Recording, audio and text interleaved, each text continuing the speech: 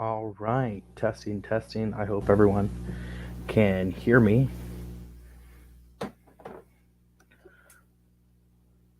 I got a couple people going to be hopping on pretty soon, so hopefully we'll get to see them.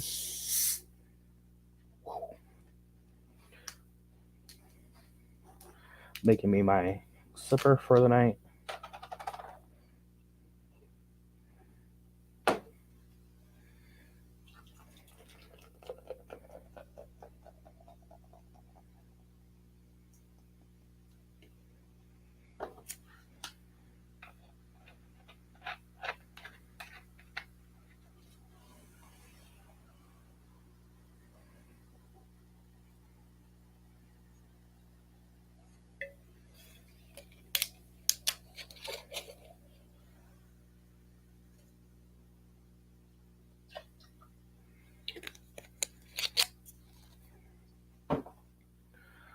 So I got my sipper, my chuggers. Of course, you got your Bud Light, right? So I just want to make sure that we are good and going on YouTube really quick. It looks like I got one more coming in. What up? What's up, JD? How you been, man? I've been good. How are you? Shit, no complaints, bro. Well, I got a couple complaints, but it's my own fault. I ain't got no bruise, man. Me and Yeti killed them all already. So Nice. all I got is some whiskeys. So I'm gonna have to be sipping on that. I'm gonna get a All right. whiskey glass and stir it up. What are y'all sipping on tonight, bro? So I was just going over it. I got me uh, some Coke and Bacardi, and then I got me a couple Bud Lights. Because you were stocked up for a while, bro. I was like, damn. Yeah, and today I just got a whole bunch of stuff, man. I'm crazy. Yeah, since you got your crib and shit rolled up, man, I ain't heard a whole lot from you after you've been busy doing all that. And then the busy season with your work too. Yeah, but I mean, like today it paid off because we had so much people who would like either not be home for the holidays or turn down packages and stuff. I ended up getting like I'm not even kidding. Like I got like a month's worth of food. That's what's up. Like I mean, like I just went shopping today and I spent like $100 on food, and I just easily tripled it. That's what's up, bro. Now I've been packing away some stuff here lately. I sent, of course, you saw I sent some snaps earlier. So I've got probably 300 or 400 pounds of rice and about the same amount of beans and flour and all that. So Yeah, I've noticed that you've been stocking up. I've been watching your videos. oh yeah, those are all old, bro. Fucking let me grab this. There it is. Grab the camera from Yeti, bro. So now I gotta take the memory card out and start uploading all the videos from our Mario Kart stuff. Hell yeah! We're gonna be working on that. So yeah, Yeti's gonna be working out of town here pretty soon. So All right, anywhere far? Still in the state? yeah, he's going to another state, bro. He's gonna be going to New Mexico, Nice, nice, which nice. is So a basically in couple between us. couple hours away. Yeah. So I mean, it ain't nowhere near the fucking hours we drove from our Oh place to no! yours, Oh no! but it's still a couple hours out. So Yeti's gonna be fucking. He's gonna be out doing all that. He's a heavy equipment guy, so he knows all that shit. So he's doing all that. So as for right now, Yeah. As we're talking about Yeti, what's up, Yeti? yeah, I wasn't sure if you were going live or not, bro, because I was like, man, I was just Now, fucking around. So I got the link yeah, and came over here. I was debating it because I had my roommate because I was just finishing up at work. I had my roommate come in and start stocking some stuff while I was finishing up, and I got home and he was still stocking. I was like, damn. I got a lot of stuff then. Yeah, I mean, I got a full turkey, like like it was a good like 15-pound turkey. Yeah, I saw the picture. He had that fucking knife in it. I was like, damn. And I'm Yeah, still trying to pack away. We got a 13-pound ham. I'm still trying to pack that away right now. Dang. Yeah, we at least half of that is still there. So I'm like, golly. So I gotta put that in the fridge before it goes bad, and I just finished off everything else. So Yeah. it's been one of them days, bro. I've been trying to put food away, then put food away. If you know what Nah, I I mean. feel you. I want to start freezing some of my food right now, probably tomorrow, because I got like 8 pounds of potatoes. That's what's up, bro. 8 pounds of potatoes. Dude, I don't know what to do with it. Like I'm like I have to cut it up and freeze it.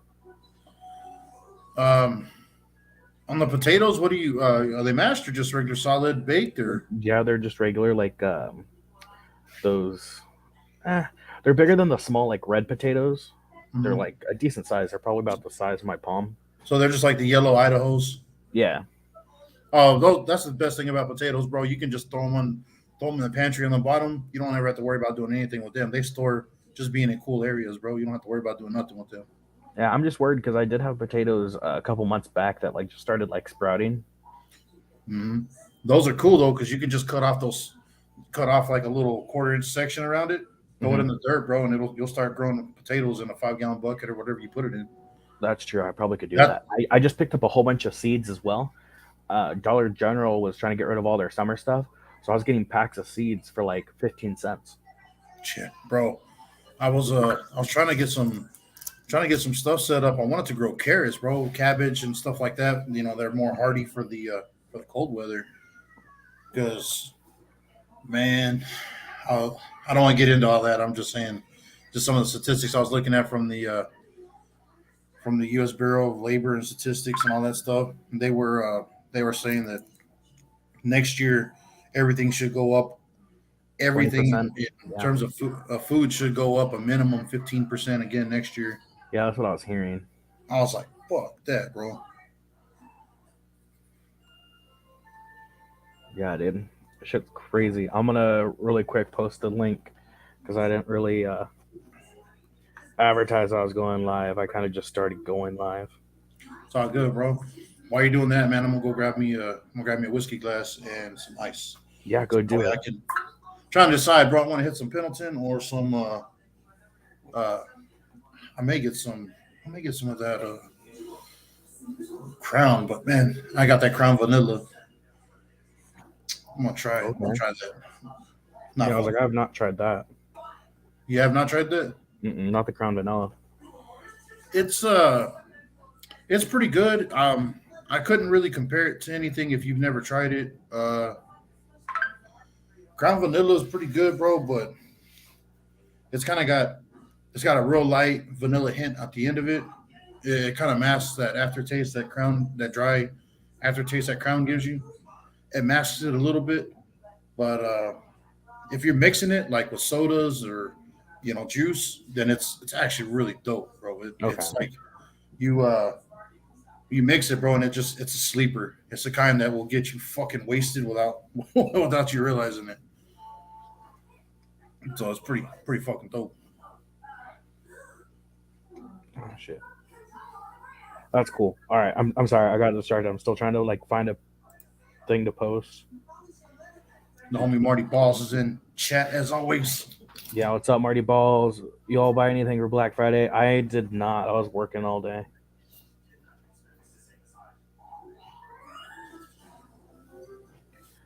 Anybody get any good deals, Marty Balls? What you get for Black Friday? Those red beards, Redcraft. I might have done a review on some reds. Uh, I know I've done like the what are they, hard reds, hard cider ones. I've done those ones. There's a couple red beards that I think I know what you're talking about though. And then trying to get my link going.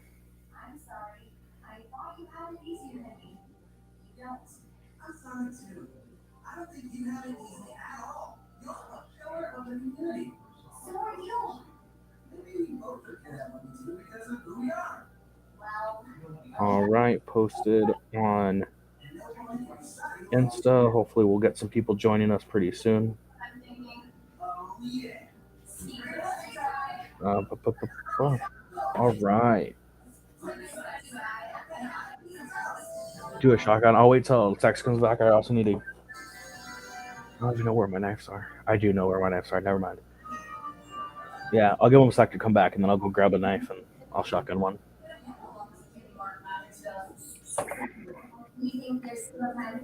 Didn't even get anything. I feel you.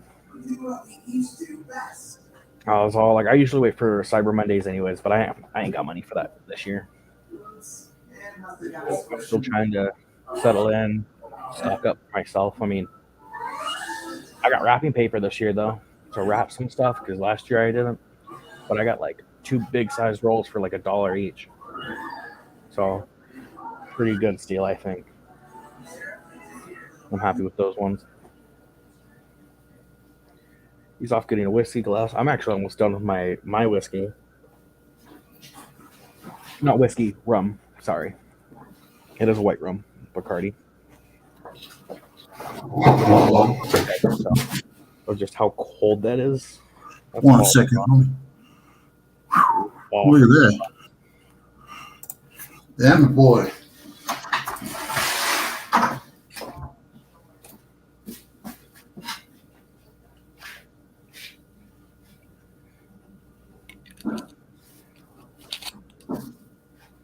nah, and then and I wasn't expecting to stream. I just did it because I was kind of in the mood for it. I mean, got to get up tomorrow for work because not only did I get Thanksgiving off, but when I worked today, I got holiday pay, and then I get holiday pay tomorrow for working as well. So That's fucking good dope, thing. bro.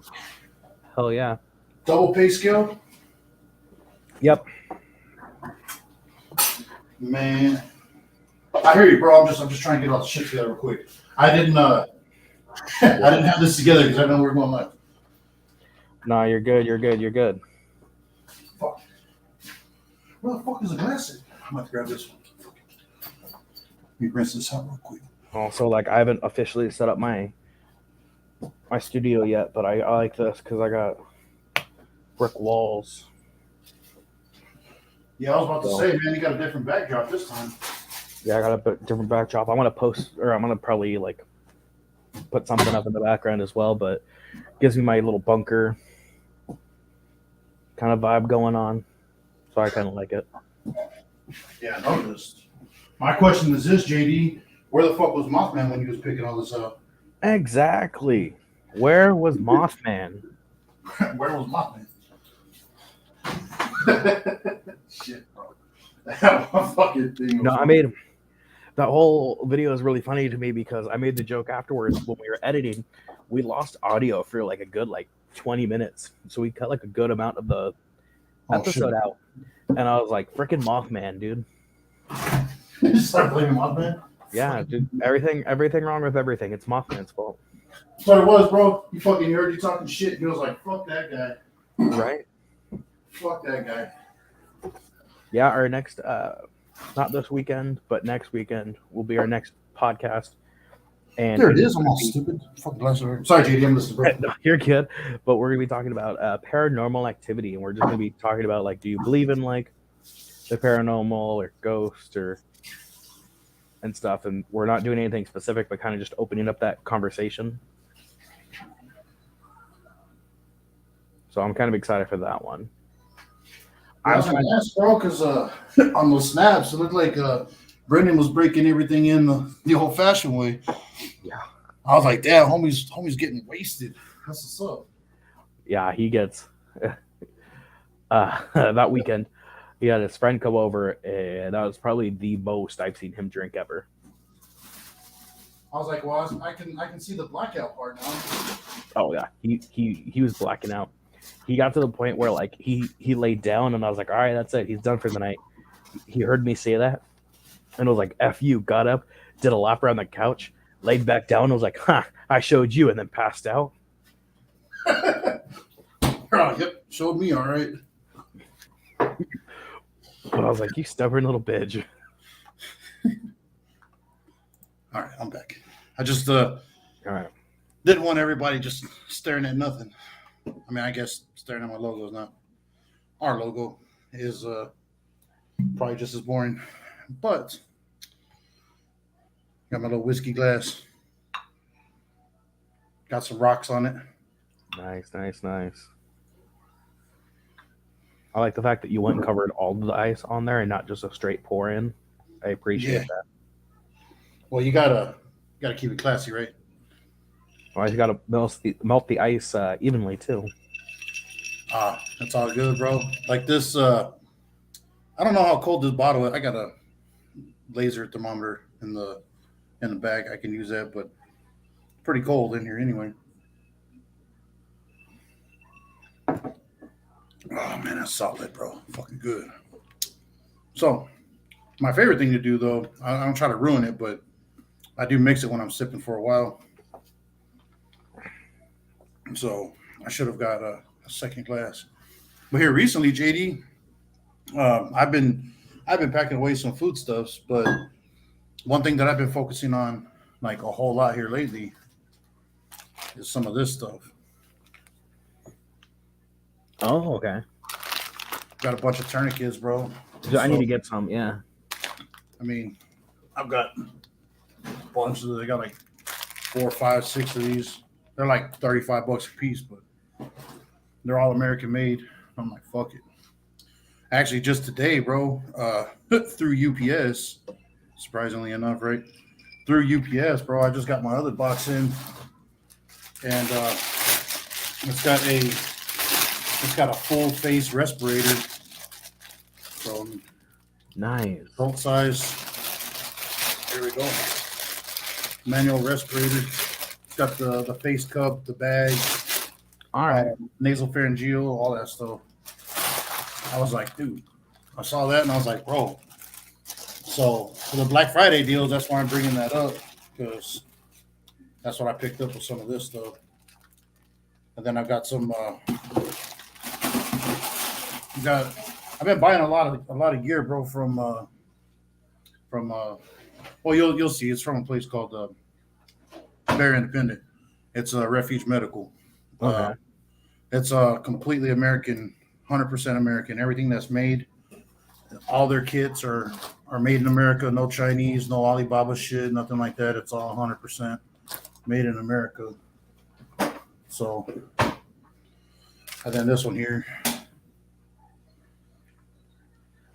So, Oh, cool. Okay.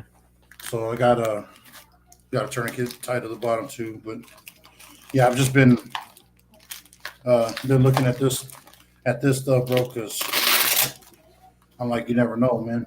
Better to have it, and not need it, right? Oh yeah. I mean, I've recently learned that I need to keep a first aid kit in the house and not just in my car Yeah. because I had people come over and I didn't realize how easily people bleed. You 'Cause know, I'm not like that. a lot of people their blood clots pretty quick, man. But some people are kind of like anemic, bro. They bleed a lot. I guess it kind of depends on the cut you get too, but I don't know, man.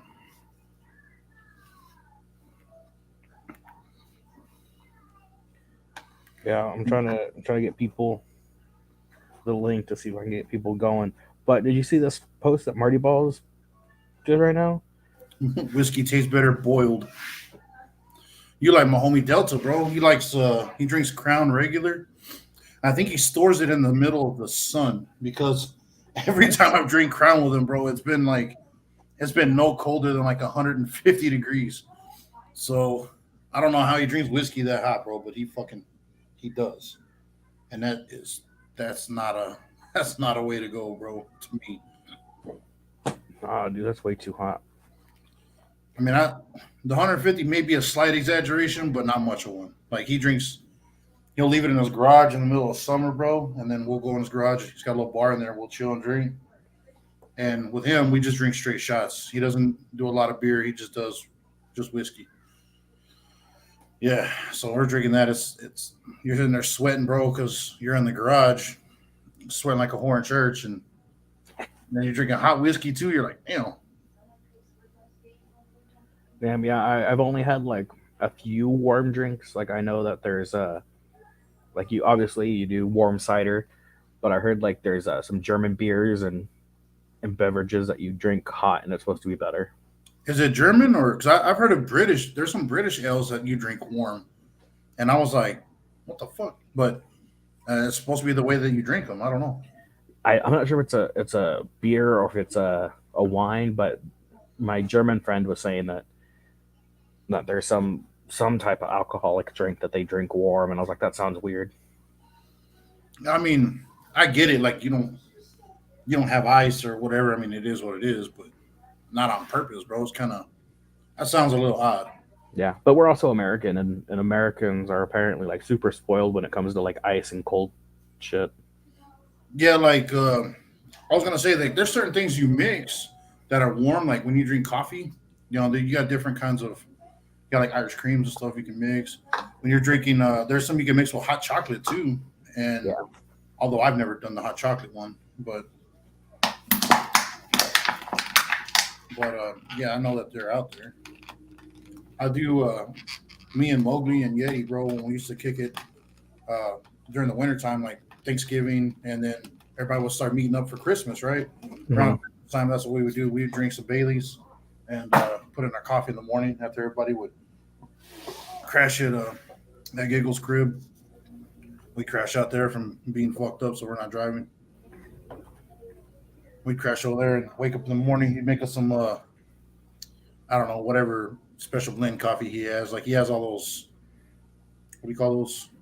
K Uh, cups, Keurigs. yeah, they go those. All these different kinds of flavors and all that, bro. And then he'll add some Baileys to it in the morning. Pretty good. All right, Marty Balls, y'all watching the World Cup? I do not watch soccer. Not a big fan, bro. I'm not gonna lie. The only thing that I know is that it's in what is it, Qatar this year? Yeah, and yeah, that's pretty much all I know about it. And I think America's supposed to be going this time. I'm looking at I don't know. I'm looking at matches. There's Group D is Australia and some other country. I don't know what that is. Group C is Poland and Saudi Arabia. Group B was Wales and Iran won 2-0. Group A was Qatar and Senegal won 3-1. Another Group A, was Netherlands and Ecuador, which tied 1-1. And then Group B, which was England and USA. So I think that one's going on right now. I don't know. Marty Balls just said England versus USA today. All right, yeah, I don't know. I just know that it's in Qatar and that I believe it's Budweiser who's the sponsor of the World Cup. Is not allowed to sell alcohol there because of Qatar's, but also Qatar was not a option for the World Cup. Qatar paid the World Cup to come to Qatar and then was like, "Oh, by the way, you also have to follow all of our laws, which they can't sell alcohol. You can't wear certain clothing. I think they're separating the audience from like men and women. Yeah. Like that's a whole bunch of stuff. But I know that Budweiser has Well, a they have the ton Sharia. of They have the Sharia law there. That's yeah. I know. I was looking at it. I was like, that's crazy. But Budweiser, the reason that I was like so interested into it because obviously drinking, but Budweiser was saying whoever wins, they're just going to give their country like a ton of Budweiser and just be like, here, you could sell it. We can't do anything with it. that's weird. Real weird. Yeah, because they're all specialized Budweiser cans that says World Cup on them specifically for their World Cup Now stuff. think about how the strange times that we live in now, bro. That's not something you would ever hear of fucking 20 years ago. It's crazy. Right? I just thought it was weird. I also just think it's super weird to like beg a super international like sports of any kind to your country and then have very strict laws that the rest of the world does not like apply by. Yeah, beg them to come to your place, and then they say no, so you pay them off, and then when they show up, you're like, cool. Now that you're here, this is what we're doing. Kind of weird. Yeah, right. Because I know that like you can't wear certain things, you can't say certain things, which is the same in Saudi Arabia and Dubai. Yeah. Like Dubai, I was looking in Dubai because I was like that'd be cool to like go and visit, but their laws are crazy. And when you're there, though, like Dubai is kind of like it's kind of like how Shanghai is in China. Like, yeah, it's part of China, but it's like a free port kind of thing. Yeah. Used to be British owned, and the same with Hong Kong and all that. But anyway, over there, they do have water parks, and women don't have to wear all that nonsense. Whatever, they can actually Mhm. dress well, westernized, I guess would be the word to use. There's a lot of videos that they have of like how loose the the enforcement, I guess, would be how you would describe that. The people that enforce the laws there, they're real strict on certain things, but for like dress code and stuff like that, they're not doing that as Yeah. hard in Dubai. Yeah, Dubai. I heard their strict thing is like drugs, alcohol, and Yeah. pornography because they're not allowed to, I believe, make, use, or watch pornography. Like period. Hmm.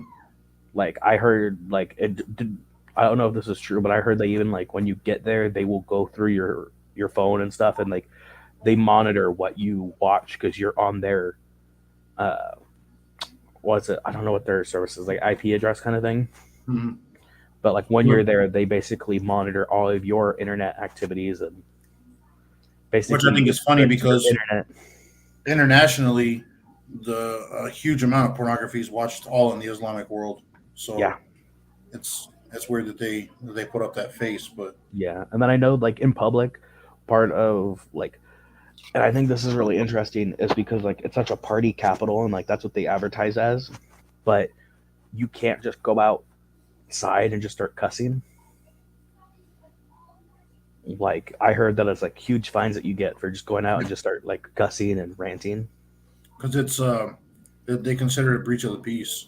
Yeah, Like you have to, if you're in an argument and whatever, then it's localized. It's just right there for that event. But yeah, if you're just using shit language, they're just like, no, we're not doing that. They have a pretty strict interpretation of their book, man, their laws. So yeah. I thought that stuff was really interesting. What was a couple other ones that I was reading that I thought was like really weird. You can't be drunk in public. So like literally, like I heard that was really strict. Like you go out drinking, you have to leave the bar and go straight into a cab. Like if that cab is not ready for you outside, do not go outside. mhm. Otherwise, like cops will be like, nope, drunk in public, and they just take you. And when you go to jail there, it's not like it is, here. They they do it like Mexico style, bro. They kind of like they milk a lot of money out of you to get you out of there. Yeah, I mean, So, go ask Megaho. well, what's the story on this one, bro? Oh, dude, I wish Megaho was on right now. Megaho has a story about actually Megaho like got arrested in Mexico. Was he on the border, like border town, like Yeah, Tijuana? Or? he was going into Mexico. Oh, okay. Well, see that makes some sense, I guess. I was like, because when you're actually all the way further down in there, bro, it's pretty hard to get out. Yeah, I won't go into like details and stuff, but like, well, at least on stream. But like, I thought it was really funny. That's funny, dude. Who? Brittany, I don't know who that is. I know who that dude is. It's a guy, bro. It's a dude that plays basketball. It made a really big deal because he plays in WNBA, and he made a big deal about talking shit on America or whatever. Then he went to do a women's basketball thing like with his team, and he got caught with drugs. He got caught with drugs in Russia, and then Oh, put his ass in jail. They sentenced him to like 10 years. I so they're trans. Huh? Oh, it's a tranny dude thing, whatever. Oh, okay.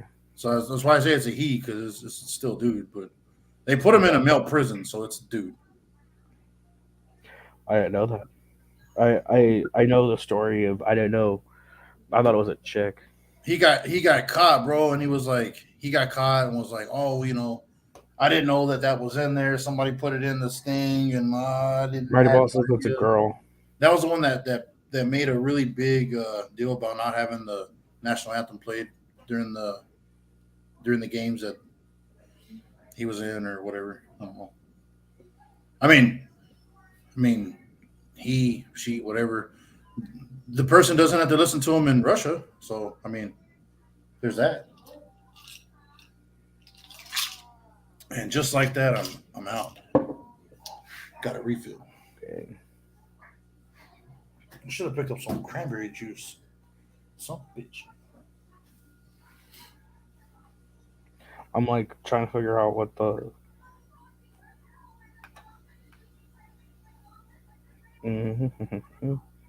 JD's off. It is. She is a woman. She is gay though. Oh well, see, I don't know. So she's gay, but she got caught doing weed or brought weed or whatever. Yeah, because Russia's very strict on drugs. They they are very much like they were the old guard. Uh, the Soviets were the same. If any person was caught doing drugs, you went to like a specialized prison. It Yeah. it was to get you their version of a rehab. They'd beat the shit out of you and then tell you that drugs are bad. Okay, and then just do that every day. But Russia is pretty brutal in a lot of things, but um, I can't speak from experience as to like how bad they're treated. There's all these stories of every prisoner there is beaten every day, and then it's just like they make it sound like hell on earth. And I'm like, well, I mean, maybe it is, but a lot of the prisoners when they get out of there that were like drug addicts and they come out sober, they never touch drugs again. So, Right. and a lot of them don't serve the full 10 years. They'll do 5, 6, and then see that they're rehabilitated, and then that let them out. So it's like when you have a maximum security prison and people get sentenced there for murder and whatever else. Sometimes they get parole in 20 years instead of working or being there their entire life. I'm sure Russia's got the exact same thing. Yeah. What? It's a European country. They're freaking chill. Yes. um, It's a freaking Switzerland. When you go to jail there, bro, it looks like a hotel room. Yeah. Let me. This Sweden's like that too because they actually focus on reforming you. They don't. It's not just straight punishment. Yeah. Let So me. Let me do this. You see this?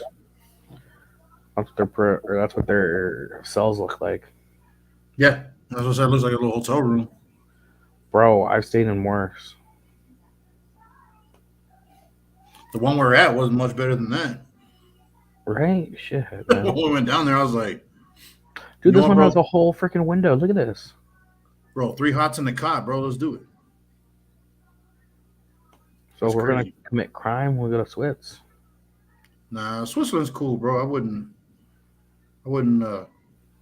know what to do or not to do there. I don't know much about the culture. I Um, feel we'd get more warnings there than we would get like fines or yeah, because they're like jail time. these dumbass Americans over here. Look, I fucker, know. you owe us money. I Like, know. we They'd be want to like, go to "Hey, jail. And they're like, you're not going to jail. yeah." Our They'll jails are probably be too like, our jails are too good for you. We're gonna put you in a regular hotel. We're all fuck that. "Right." So like, I don't know, man. I mean, I'm just talking shit, of course. But No, yeah, no. They got some weird laws too. Like I'm pretty sure, like every citizen's trying to use guns or whatever, but you're not allowed to keep ammunition. oh, you're required to hide. They do this once a year. Once a year your home and your property's checked, and you're supposed to have a firearm and ammunition with you, and you're supposed to keep them hidden away. and they send people in to do like a once over. Like if they ever get invaded, they do a once over and check their homes, and they're like normal places you would hide a gun. They do like a semi, not really thorough, but a semi run over the house and then the property. And if they find your ammunition or your guns, you do a bad job of hiding it, they give you a fine Dang. because they're super That prepared on not getting caught, not getting caught with their pants down. There's a reason why Switzerland's never been invaded, right? Like yeah. I understand the terrain's hard too, but they don't put up with shit. They're they're cool people, man, in that sense. But culturally, all I know is the stuff I've read, and you never know if any of that's 100% true either. Yeah, that seems like ideally like that sounds like a kind of funny. I don't know why it's funny to me, but it just seems like hey, it's like your buddies are once a year. It's like a game of hide and seek, but hide the gun. That's pretty much what it is because they issue you so much ammunition and your weapons or whatever, and then if you're active military, of course you're in reserve, stuff like that. You're required to train, but if you want to keep certain guns with you, I don't remember exactly what it was that I read, so I don't want to be misquoted. I don't want to lie. I'm just saying that I remember reading somewhere that in order to keep certain guns like handguns, like pistols and stuff, that you can carry on your person, you go through like some of the strictest background checks, and Oh wow. they're very hardcore on that. So, I mean, for as cool as they are for the rifles and ammunition, they're not so cool with personal protection on that. So Yeah, they look that's more my speed, anyways. yeah, so they look at like who you are and like all that stuff. What business do you have carrying a gun? Why you need one? All that. And I'm like, whatever, bro. Teach their own. It's not like it is in Israel though. Like most people there, everybody's required to do minimum 3 years in the military or something. Something like that. Yeah. I think Swiss is the same way. You have to do a minimum 4 years military service. I don't hate that. Like I think that makes sense. I don't know. That's just me. I think you should just out of high school they should be like, here's. I also that's my argument for free college. I'm like, you want free college? Go work for the military for 2 years. You can serve time in the military. I'll give you free college. Yeah. Well, I mean, the midterms are over, JD. So you're I'm too you're late. you're campaigning for nothing now, bro. They already said they're not doing it. No free college. Not free. No free college, bro. I'll run third party 2024. That's what I was about to say. But when your Dominion voting machines somehow run out of paper or have any of the other issues that is really weird that you have in Arizona, but we're not going to talk about that. My question is, where the fuck is Mothman when this is going down? Just wondering. Exactly. 100%. Where was Mothman? Back to the original. Where the fuck Where was was Mothman? So many things happened. I mean, his argument of like, oh, they spotted Mothman in Chicago in 2019, like a whole bunch of sightings, and I go, well, he did a terrible job. Shit. he didn't stop anything. Yeah, He was like, you guys pay attention he to didn't this. win that year, so what the fuck? I don't know, JD. I don't know, bro. That the Mothman thing, bro, like your video just cut off at the end though. I was expecting there to be more, and I was like, what happened? So I'm guessing we lost audio because of Mothman. because of Mothman. Yeah, because I was like, well, I guess at some point they're gonna put the rest of this on there, right? Or you guys No. are just like, fuck it. We can't save the audio. Just fuck it. R.I.P. But Kanye 2024. Well, I don't know, bro. He did speak out against the guys with the little hats, so they're not happy with him right now. I mean, he did that. He spoke out against the gays.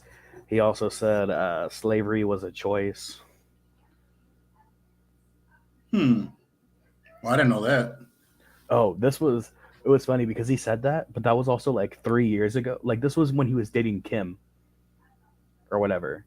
Oh, Because people got all upset because he was just going on. He went on this rant on some podcast about like, he's like, nah, African Americans were only slaves because they wanted to be slaves. It was a choice. okay. He said this publicly.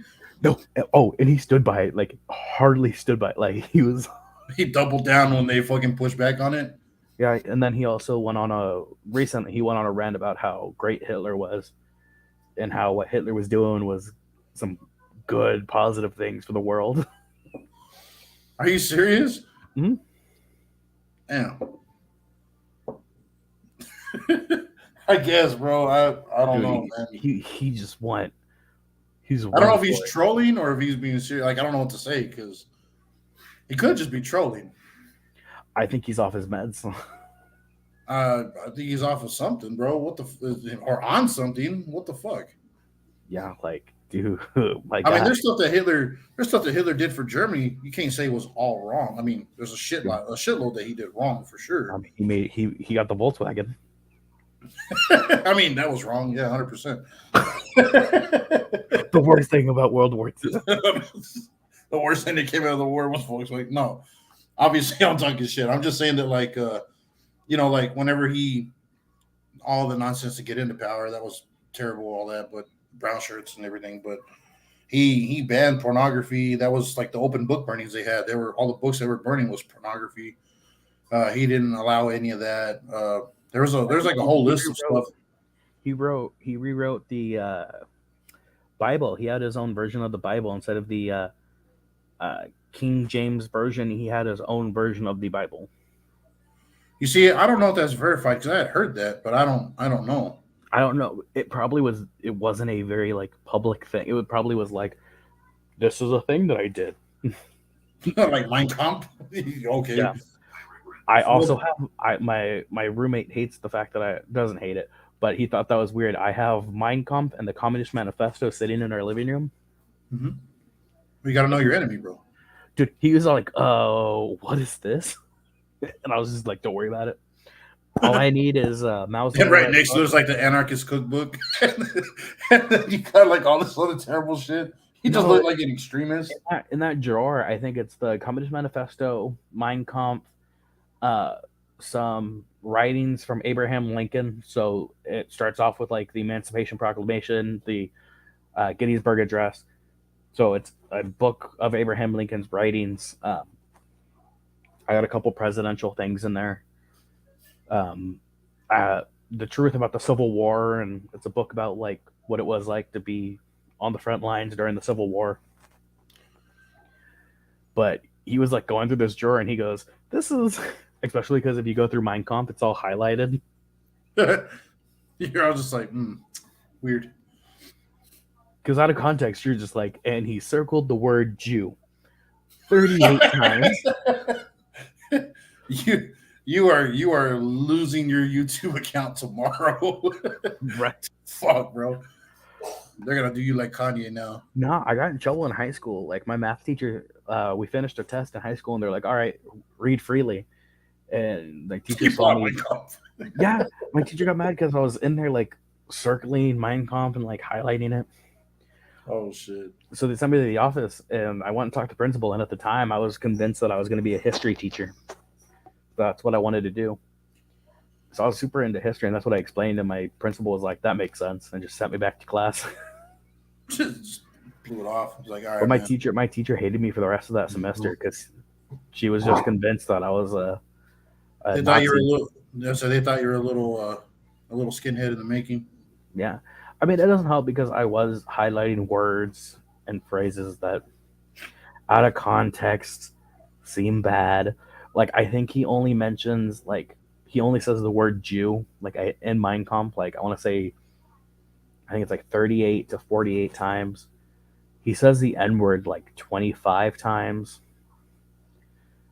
Like it's super weird. Like you can go through and be like, okay, he was alluding to like the Jews in this part, but he doesn't say the Jews. Yeah, he uses basically like, the enemy or like the animals. He'll use a descriptor, something that dehumanizes that group first of all. But he'll just generally name that the enemy. You're right. Yeah, because I've read Mein Kampf a long time ago, and it fucking sucks, bro. That guy wrote. It was like a giant rant. and I was like, it's just like meandering everywhere. This shit is not Yeah, it organized. wasn't very coherent. Yeah, It's not. Yeah, it's not coherent at all, bro. It's just kind of like going in different directions. It's just like a guy with scattered thoughts just throwing it to paper. basically any white guy with a podcast now. H3 or what? Oh shit, man. All right, what's the best color for a truck? Silver? Uh, I would probably say black or white. yeah, black's pretty dope. I live in a desert, so everything shows dirt unless it's brown or tan or gold. Yeah, But I like green. I like a green color for not lime green, but like a darker green. yeah. Green's my favorite color, so I get that. Same. So that was the color of my truck when I had it before bad things happened to it. You guys swim? Are you implying that we can't swim? I What do mean, you mean by you guys? I'm in the desert, so not regularly, but yeah, I can swim. Do I I can't swim? swim. Sometimes. I mean, I can swim, but I was built to float. I can't float, bro. I've tried. Yeti's got a pool, bro, and I cannot. I jump in that bitch and just straight to the bottom. Oh damn! Nah, It's like I'm I got buoyant as fuck. no. I'm not, bro. I am not made. I'm not no manatee, bro. I'm like what is that motherfucker that was it Wolverine? He's got that steel skeleton. Like Oh the yeah, same yeah, thing. Just jump in the water and just straight to the bottom. Except I can't breathe down there, so like, yeah, it sucks. I can't really float for shit. So What's y'all thoughts on Florida? Is it good weather or bad weather? My thoughts on Florida. If you ever want to go to Australia, go to Florida first. That's probably the closest you'll get to it without leaving the country. um, Florida is the United States version of Australia.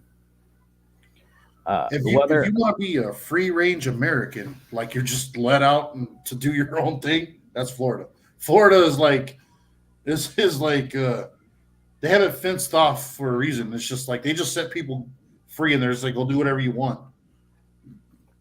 Those guys are fucking borderline insane over I also think that's where we need to build the wall. Board that shit off for the rest of the state. there. Well, I don't know, bro. I mean, Florida's got a lot of cool people in it. It's Oh no, just there's a lot of cool people there, but you know, you can buy a plane ticket, you can go through checkpoints, whatever you need to do. But I'm just saying, shit just keeps happening in Florida. I just think we just need to limit what comes out of Florida. I Because mean, I mean, they keep finding different breeds of animals, crossbreeding of species, different diseases. Like there's that tiny little island.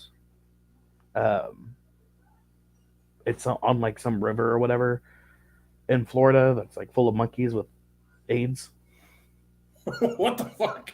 Like Is that true? yeah, it's like AIDS Island. I don't know what it's called. AIDS Um, Island? I don't think that's what it is. Monkey AIDS Island. What the fuck, dude? Like, do the monkeys are they dying from AIDS, or they just have it and they're just chilling? Oh, How does that I work? might have been wrong. Okay, I'm wrong. I spoke illy of Florida. It is not Florida, but it's close.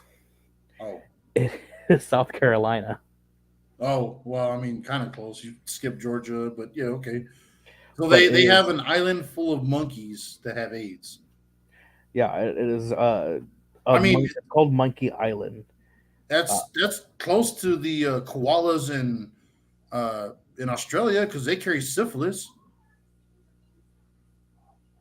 yeah, because they have herpes B virus is what these monkeys have. Oh, so it's not AIDS then. Close I to it. mean, herpes ain't any better. Don't get me wrong. It's not full blown AIDS, but I mean, it's gonna. If those monkeys got off this island, it would be a problem. He said it's not full blown AIDS. I mean, not yet. But I mean, like, it's shit like that where I'm just like, why do we let this happen? Because monkeys are not native to that because region. people had a fucking monkey thing and they just let them go there. I don't know. We don't really have any monkeys in America. Like that's a foreign thing. So where the fuck did they come from? You can own monkeys in Florida. Do they have monkeys? I know they have like the skunk ape, but You can skunk ape, but I mean in Florida you can literally like have for exotic pets. You can get like monkeys. oh, and then the hurricanes fuck everything up, and then they get out. I guess. That's I all. guess that makes some That's sense. also true.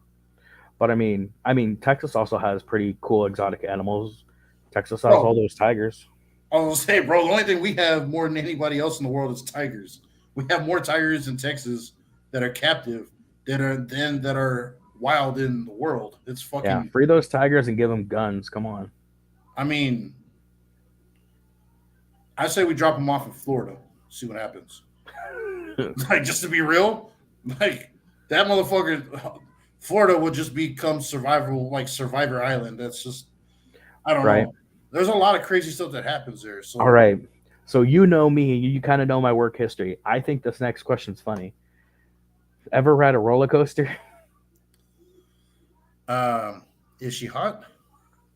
I Like an emotional one, or like a regular one? thought that question's funny because I used to work at Legoland. Right. I don't. What But a if roller coaster, yes. what if there was like what if Jeff no fucking what's his name, that guy that has Tesla, Elon Musk, what if he fucking he's like the real life Tony Stark, right? Yeah. What if this fucking guy decides that he's gonna practice putting like implants in, instead of in people, put them in animals, right? What Oh, if he he's on that. implants these into fucking tigers, bro, and mounts like machine guns on their back like Thundercats? Hell yeah. What is it? It's Austin Powers where he puts fucking lasers on sharks. Yeah, that's what I'm saying. That's what I'm saying. But instead of that, like they're on the land, so they put them on the backs of tigers. I'm I down. mean, he's already got SpaceX going on, rockets that can land themselves and shit. So I don't know. Tech shoots his machine gun in the air in excitement on a roller coaster. Fucking all excited, bro.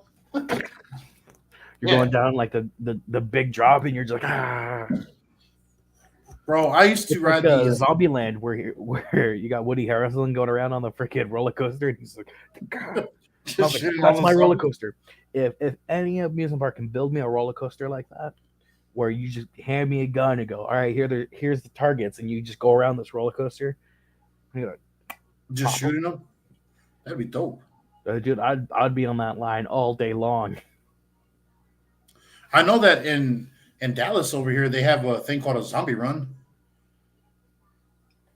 and what that is like you gear up, right, and they give you these, they're rifles but they're paintball guns.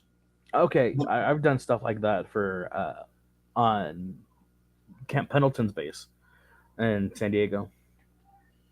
Oh, really? I don't know if they. I'm sure they have stuff like this all over, but you make a little group, bro, and then they send, like, you go into a building and you're like you're playing the role of like an active military group or whatever.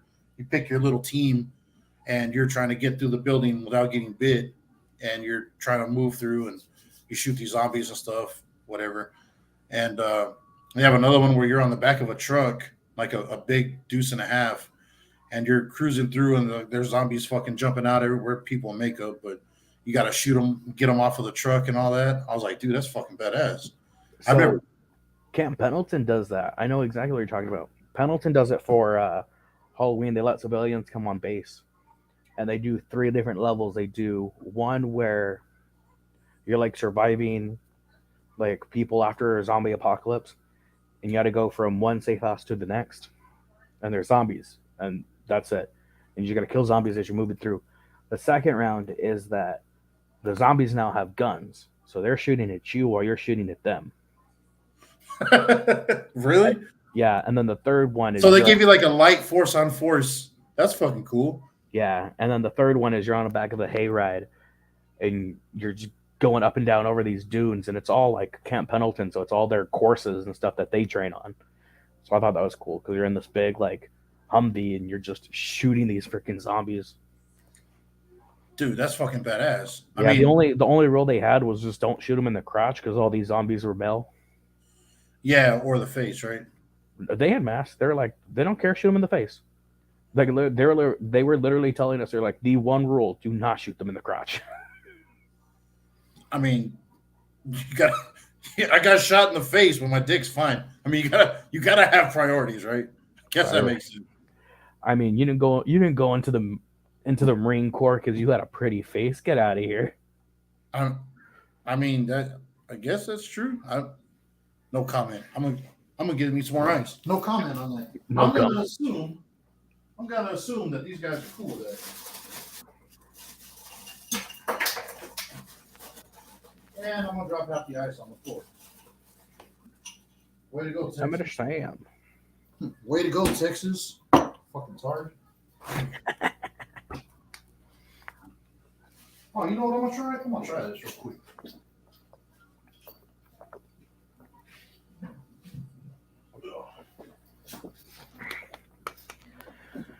That was my first water of the day. I'm gonna try it with some 7-Up. All right. But first, I gotta coat the ice. I got like a quarter of the way through my Bacardi. It was a lot more than I thought I was going to drink tonight. Man, I'm gonna run out of this Pendleton pretty soon, man. Fuck. That means I'll just have to go buy more. Beard meets food. No, I have not. I've heard the name Beard Meats Food, but I've never seen any of it.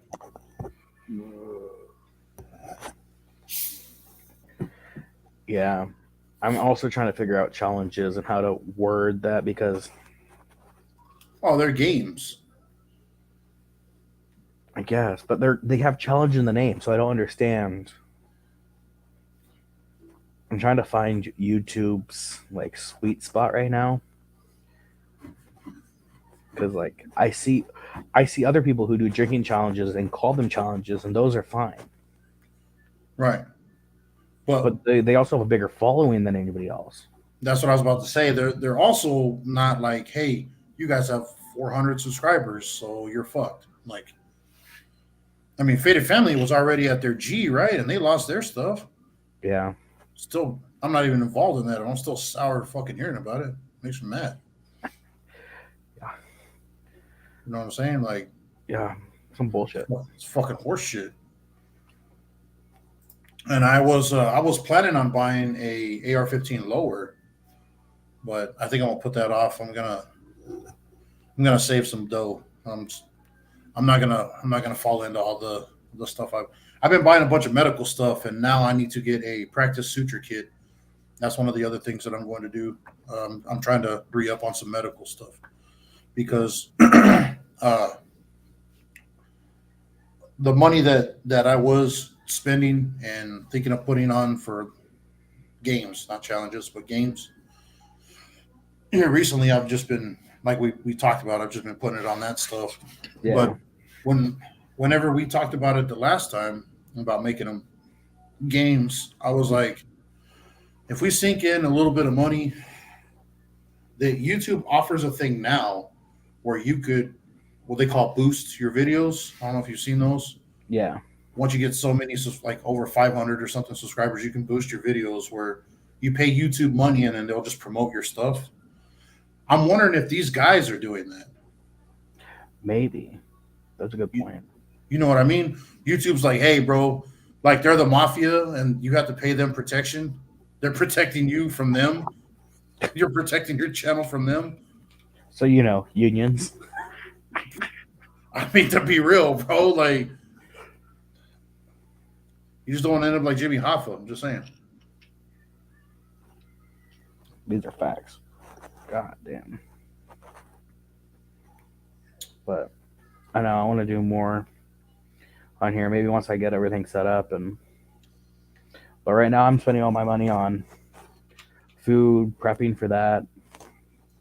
Um, I got some medical stuff that I was grabbing. I have oh, I spent some money on lock picking stuff. Oh, dude, that's what's up. That's a good skill to have. Yeah, I was all like, it could come in handy. Have you got any experience with it yet? Have you dicked with it at all, or just kind of? I've gotten it, but I mean, like, it takes me like 10 minutes to play with it. So I'm getting better. Right. So I know you got like a tension bar you put on the top there, and you're supposed to like Mhm. turn it with a little bit of tension. Then you got like 3 or 4 different picks that you run through. Like I've seen it done, and I know a guy that can pick locks like master locks and stuff like that, but never to like a house. So I'm like that'd be a good option to have, man, because he knows how to do all that. Yeah. So if something ever got sideways, I mean, it might take him a little time, but I'm sure you could probably get into somebody's house. Yeah, that's what I wanna I mean, YouTube to get get into his familiar own with it. house. YouTube to get into his own house because he locked his keys inside. Exactly. Or lock Hmm. keys in your own car. Yeah. And not at all have anything to do with the zombie apocalypse. Not at all. Nope. And speaking of which, man, oh, Marty Balls. All right. Ever So do a horror. backflip? Yes, I used to do a backflip corkscrew back in the day. Dang. I tried to do one backflip one time, and I landed on the back of my neck, and my chin went into my chest, and I bruised my ribs, Oh like shit! my top few ribs. It was literally black and blue, like right up here. What were you like doing it on concrete or what? I did it on a trampoline, but I missed the trampoline and I went off. And Oh I shit! so instead of doing just the one flip, I doubled it and just went neck first into the ground. Neck first. Oh shit! Yeah, Fuck, bro. Well, I'm it, glad you didn't break anything. Fuck. I was like 12. I was still flexible. Yeah, I was gonna say, man, you're young, bro. You can give them a hand grenade, and they'll be fine. Yeah, because I all my injuries like that were always trampoline related. Because me and my friends used to wrestle on the trampoline, try to recreate those moves. And I remember super kicking a kid off the trampoline. They would I'd super kick them, and they go up and over the net. You'd be like, Well, "Whoops." I'm like, you guys had a net? Well, we did when we first bought the trampoline, and then like a few weeks later, that net got torn down. Yeah, we had a well, Yeti had a trampoline, and we never had a net on that bitch. So we used to do backyard wrestling there, and at my place in my backyard, bro, we had a bunch of old mattresses we threw out there, and we had a goat pin that we used as a wrestling ring. Hell yeah. So that was old shit back in the day. We used to each other folding chairs, fucking empty fire extinguishers. We used to do a lot of dumb shit, bro. Jump off of ladders and all that. We had we had crates. They were long crates, bro. That I don't remember what they had in them, but oil field equipment or whatever. But my pops brought them home, and we're like casket matches, bro. We used to do dumb shit. We put a couple pads in there just so we wouldn't get too fucked up. So Hell yeah. yeah, it was pretty cool back in the day with the backyard wrestling shit. Yeah, and then they're like, "Oh, warning in front of all the the matches now." Yeah, they're all like, "Oh, warning! Don't try this at home." And I'm like, because when I was young, there was a kid that broke his sister's neck trying to do the stunner, and I don't understand how that happened, but they tried Yeah, blaming it you on that. messed up. And I'm All like, right, man, that sucks, bro. That motherfucker don't know how to do shit. Anyway, Hardy or Mysterio? as Jeff Hardy or Rey Mysterio, as in what? Personal life, as in a wrestling persona, as in championships won, as in popularity, as in what? Very good questions. Who do you like more? Come We'll on, start man. off with that one. I think that one's the easiest. Who do you like more, Mysterio or Hardy? I like Jeff Hardy a lot. His personal life is still fucked, but uh, leaving his personal life out of it, uh, who's a better wrestler? Rey Mysterio by far is a better wrestler. He is a more technical wrestler. He's able to do pretty much anything, everything technical, from pulling off different moves, even for his size. He's small but stout as fuck. And when you start out in lucha, which is Mexican wrestling, when you start out as a luchador, you come in as a nobody. You have a mask, and or you don't, whatever. But he had to earn his name, Rey Mysterio. That was not something that was given to him. He had to earn Yeah, that. because technically he's Rey Mysterio Jr. Right. And he had to work his ass off for a lot of years, prove himself, basically worthy of having the name, because that was not just something passed on a whim. It was it's kind of like a title. Yeah. It's a pretty big deal. So I would say best wrestler, Rey Mysterio by far is probably the most technical. Jeff Hardy does high risk stuff, but usually crashes and burns pretty bad. Um, Matt is more of like the heavy hitter of the two, and then Jeff just does his high flying shit and then gets fucked up. Yeah, I think Matt deserves more credit than he's given. That's because he has no charisma. He's got as much charisma as a fucking, I don't know, as a wet paper bag. True. So Jeff Hardy's got all like the edge lord '90s fucking hairstyles and the shaving his beard in weird ways, and probably because he's on fucking mushrooms and shit. But Yeah. he's got that little swagger. So all of a sudden, he's the one. But No, but I agree. I'm a Mysterio fan, Mysterio all the way. But that's also I grew up in San Diego. Mysterio was our 619. I mean, he was yeah, our guy. So I was all like, all right, Mysterio. Plus, I mean, I think he has a better. I think his character has been more defined than Hardy's. He's changed gimmicks. Mysterio has been able to stay primarily in the WWE. He's more technical. He's more reliable. Um, he's that also for sure. he's also a better singles opponent. Where like yeah, Mysterio had a couple good tag matches and a couple of good like tag runs, but like Mysterio also as a singles competitor is so much better. He is not just a basic mid card wrestler like Jeff Hardy. Yeah, and I mean at least Mysterio won a Rumble. Yeah, that too. But I think the thing with Jeff when he was running single, when he wasn't with Matt Hardy, of course that was for different reasons because of the drug addiction and everything else. And I'm fighting my demons, bro. Like how many times can you say that? Yeah, I mean, you got the time and the money, bro. They've offered you help.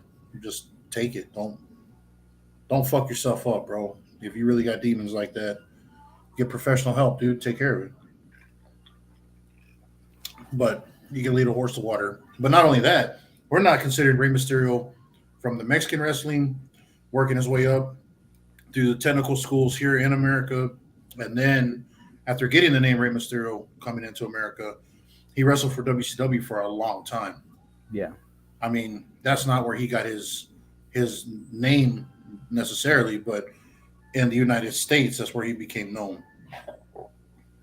And he Then with the wrestled everybody SmackDown, like he wrestled everybody like Juventud Guerrero, of course Eddie Guerrero, Chavo. You can the go through Guerrero. all of the other Mexican wrestlers, but he was also there are other luchas that they brought in at that time too. Like the only ones they have now is like Sin Cara and who's the other guy? There's like two Mexican wrestlers now, but that's it. And Yeah, Rey Mysterio and his son now. So yeah, and I mean he had a decent run on Raw, but Mysterio's has always been better on SmackDown. Oh, bless you. I knew it was coming. Yeah, I knew that one was coming. But nah, Mysterio kind of helped build the SmackDown brand too. When SmackDown first started, it was like him, what was it? Him, Guerrero, um, Benoit. It was like those mid card guys going to But SmackDown. he's But they, also he's also done a lot of other pretty awesome things in terms of like high what would you call it high risk moves. He doesn't put himself out there as often because he does have several injuries already, and you got to also remember that Rey Mysterio is his age now. He's like what in his 50s or something, 40s. He's old. Jeff Hardy's barely in his 30s, bro. So you got a 20-year gap in terms yeah, of Jeff Hardy. Like you said, a swanton bomb from a 30-foot high. Well, that was when he did it off the ladder. He's also done it off the cage in a cage he's done match. it off the uh, what's it called the screen Oh, the Titantron. Titantron, yeah, because he did that at the TNA when he was in TNA. Okay. Well, if you're gonna do that, if you're gonna pull that card, Shane McMahon puts him to shame completely. Then Nobody's gonna top Shane McMahon. Motherfucker falling over 120 feet off the Yeah. top of the Titantron under the Big Show. Let's not forget that shit happened, right? Just to Shane be real. McMahon, Shane McMahon, I think is very interesting because like he does the high risk moves, but he's not a technical wrestler, and it pisses me off. I think that's kind of his thing. Well, during the ECW, not really mix up, but they called it like the invasion or takeover. Oh, when Shane went and bought it, yeah, Shane was doing all of that shit, bro. Like he was training with people like RVD and all them. He wasn't just. I mean, he took RVD's move where they put you in a corner, put a trash can or a chair in your face, jump from one side of the ring and drop kick it. yeah. He was doing moves like that. So And then he had that great run with Kurt Angle. yeah, and I was about to say, and to be real, he stood toe to toe with Kurt Angle on the big King of the Ring main events and all that too. He got fucking. He's been through more high risk shit, bro. Or at least as much high risk shit as Jeff Hardy. And I think Shane McMahon, being the owner's son, who basically he has this shit just handed to him. He don't have to do anything. Same as Vince. He puts himself. He's the owner, CEO. He had all this given to him on a plate, bro. But he still goes out there. He still does what he does, bro. He tries to play a role, be interesting, make it something somewhat dramatic and somewhat Yeah, just interesting, right? Shane's doing the same thing, and he's done a bunch of high risk shit. And I think he tops, in my opinion, he's equal to Jeff Hardy in that. yeah, I see that. I would still out of those three, I would still put Mysterio higher Oh yeah, as for a technical wrestler for sure. for just technical wrestler. I love Mysterio's matches that he's had with like, and not just like individual matches. I mean like his storylines where he's facing people like the Big Show, the Undertaker, Kane, uh, Kali, Khali. I mean his run with Guerrero got weird there for a bit. He had that really good run with JBL at like see, JBL's like peak I never fame, where watched it. JBL, yeah, Well, I'm sorry, I didn't mean to cut you off. Just say I never watched that. yeah, JBL, him and JBL had a pretty good like run for a bit. I think that was like 2004 ish, but that was when like JBL was basically the John Cena where he held the title for years. And I think even like Paul Heyman made fun of it. He's like, the only reason that Triple H isn't holding the title right now is because he didn't want to work Tuesdays. I mean, you ain't lying. But like, it's stuff like that where I was like, damn. Like right now, like I've been kind of like keeping up with the whole Bloodline Roman Reigns stuff and seeing how that's going. And I don't know. I really want them to build it up to. I want a WrestleMania event between The Rock and Roman Reigns. He's supposed to show up at the next WrestleMania. Yeah, they just haven't like announced what the match is or anything. But I think it'd be a really interesting to get.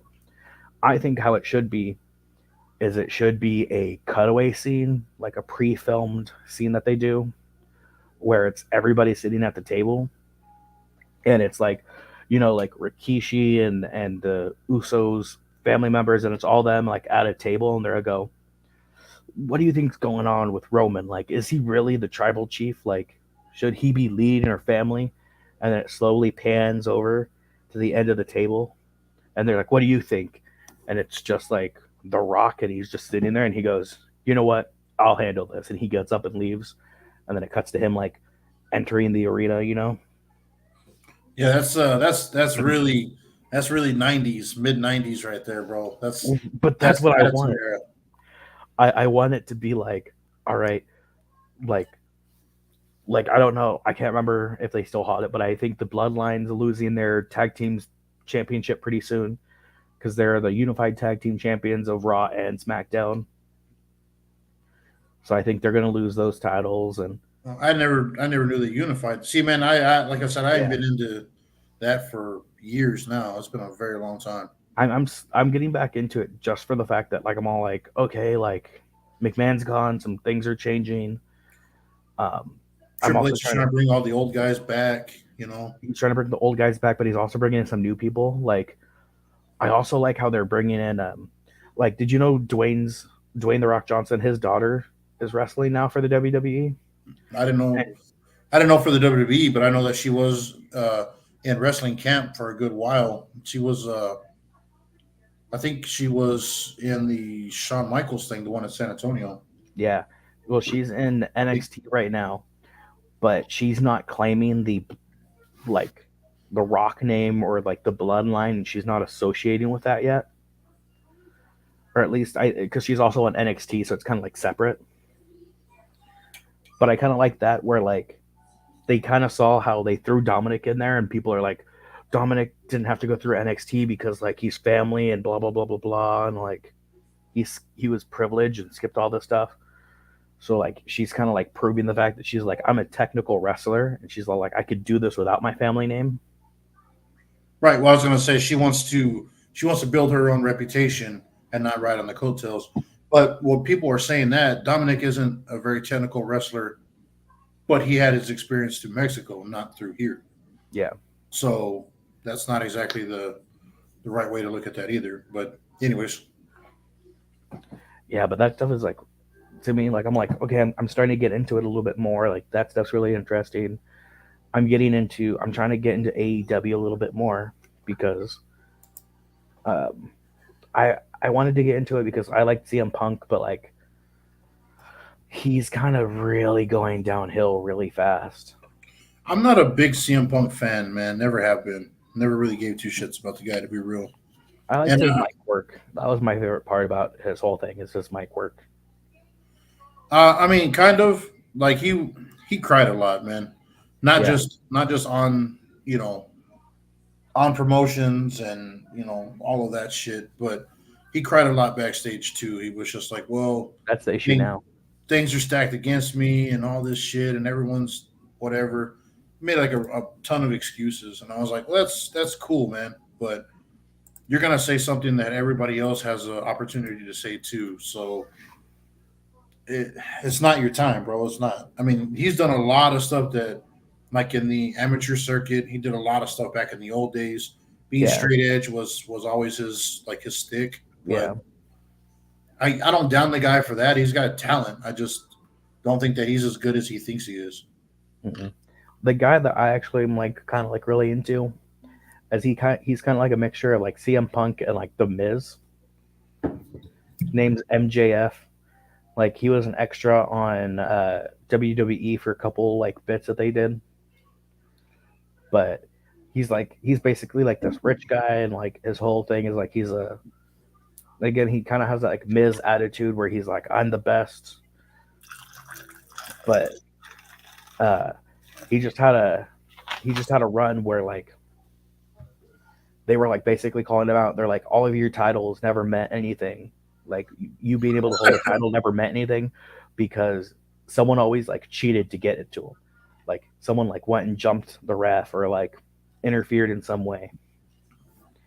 So Right. MJF like did this match to win his title. Like people try to like cheat for him. Like I think it was Regal. Regal was trying to like throw him like some brass knuckles and stuff, and he didn't like MJF like was like debating using it, and he ended up didn't like use it, and he ended up like winning the match fair and square.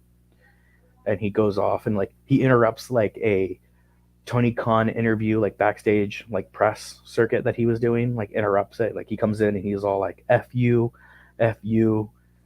He's like, I'm running this company and this is proof, and I'm the best in the world, and like all this stuff. And I was like, all right. Okay. I really like his run. Like I'm like, you're a cocky motherfucker, but I That love it. that sounds like a reworked Eddie Guerrero situation It or the is, lie but cheat steal. yeah, it's really interesting. He's a really cool guy, especially because like his parents have been involved in his run too. Like there was a good while where everybody was just hating. Like it was cool to hate on him to the point where even his parents were like doing segments where they would have signs in the audience where they go, I'm like, even I hate MJF, and they'd be like, yo, isn't that MJF's mom? She's out there. Fuck this guy. Yeah, and apparently like, she was selling merch at one point to like she was like, yeah, my son sucks. Like, I mean, I get it. Like they're bringing that in. I get that. That's cool, bro. But that is different. How many times have you seen that? I mean, unless you want to bring your dad in and have him get punted in front of like 20,000 people on a daily basis, right? But like John Cena did. That was fucking stupid. But oh, I mean, I remember he kicked the shit out of his dad, and I was like, that motherfucker didn't tuck at all. Like he got kicked fucking hard. for real. Yeah. Yeah. I Yeah. was like, that motherfucker kicked his ass like he was fucking Charlie Brown, bro. What the Oh, dude, the backstage stuff when they like break down the whole like that whole storyline with John Cena's dad, they were just like, God damn, working with him was so hard because he tried his very best, but it wasn't good. Like they said, they spent like 3 hours trying to get like this one line. It was like a 5 minute interview, like riff that Randy Orton like went to his dad's house and like was causing stuff, and John Cena's dad could not get the wording right. It was just so bad. they should have just not gave him any lines. Yeah, Should just let him be had like a natural reaction, like what the fuck, like, well, maybe not like that, but you get what I'm saying. it was so That, like stuff like that. That I was like, oh, that's kind of funny. that's what I liked in the '80s though, because there was no fucking, oh dude, It wasn't like a script. It was an Michael idea. Hayes wasn't writing your dialogue. You were just off the cuff. But that's also why I liked the old school stuff a little better, is for the fact that it wasn't like, I'm gonna write you out a whole script and this is what we're gonna do. We're gonna do the Shakespearean show. They kind of It's, made their own shit. I'm gonna give you an idea. Here's the idea. Here is point A and point B. Connect them, and that's what I liked about it. It was just like, this is gonna spark your feud. This is where we're gonna end. Here's a couple highlights in the middle, but I need you to get me there. Right. So I like that. But I also like, that's also my view on how older wrestlers even like plan their matches, is they won't do like some wrestlers are very technical where they're like, we're gonna hit this and we're gonna transition from like this into this, where other wrestlers are like, all right, we're hitting this spot at this time, this is our signal, that's it. And it's just like spot here, spot here, spot here, spot there, and we're just transitioning naturally. But there's only a handful of people that are like that though, because you got like your old veterans, people that have been doing it for long enough. You know how that goes.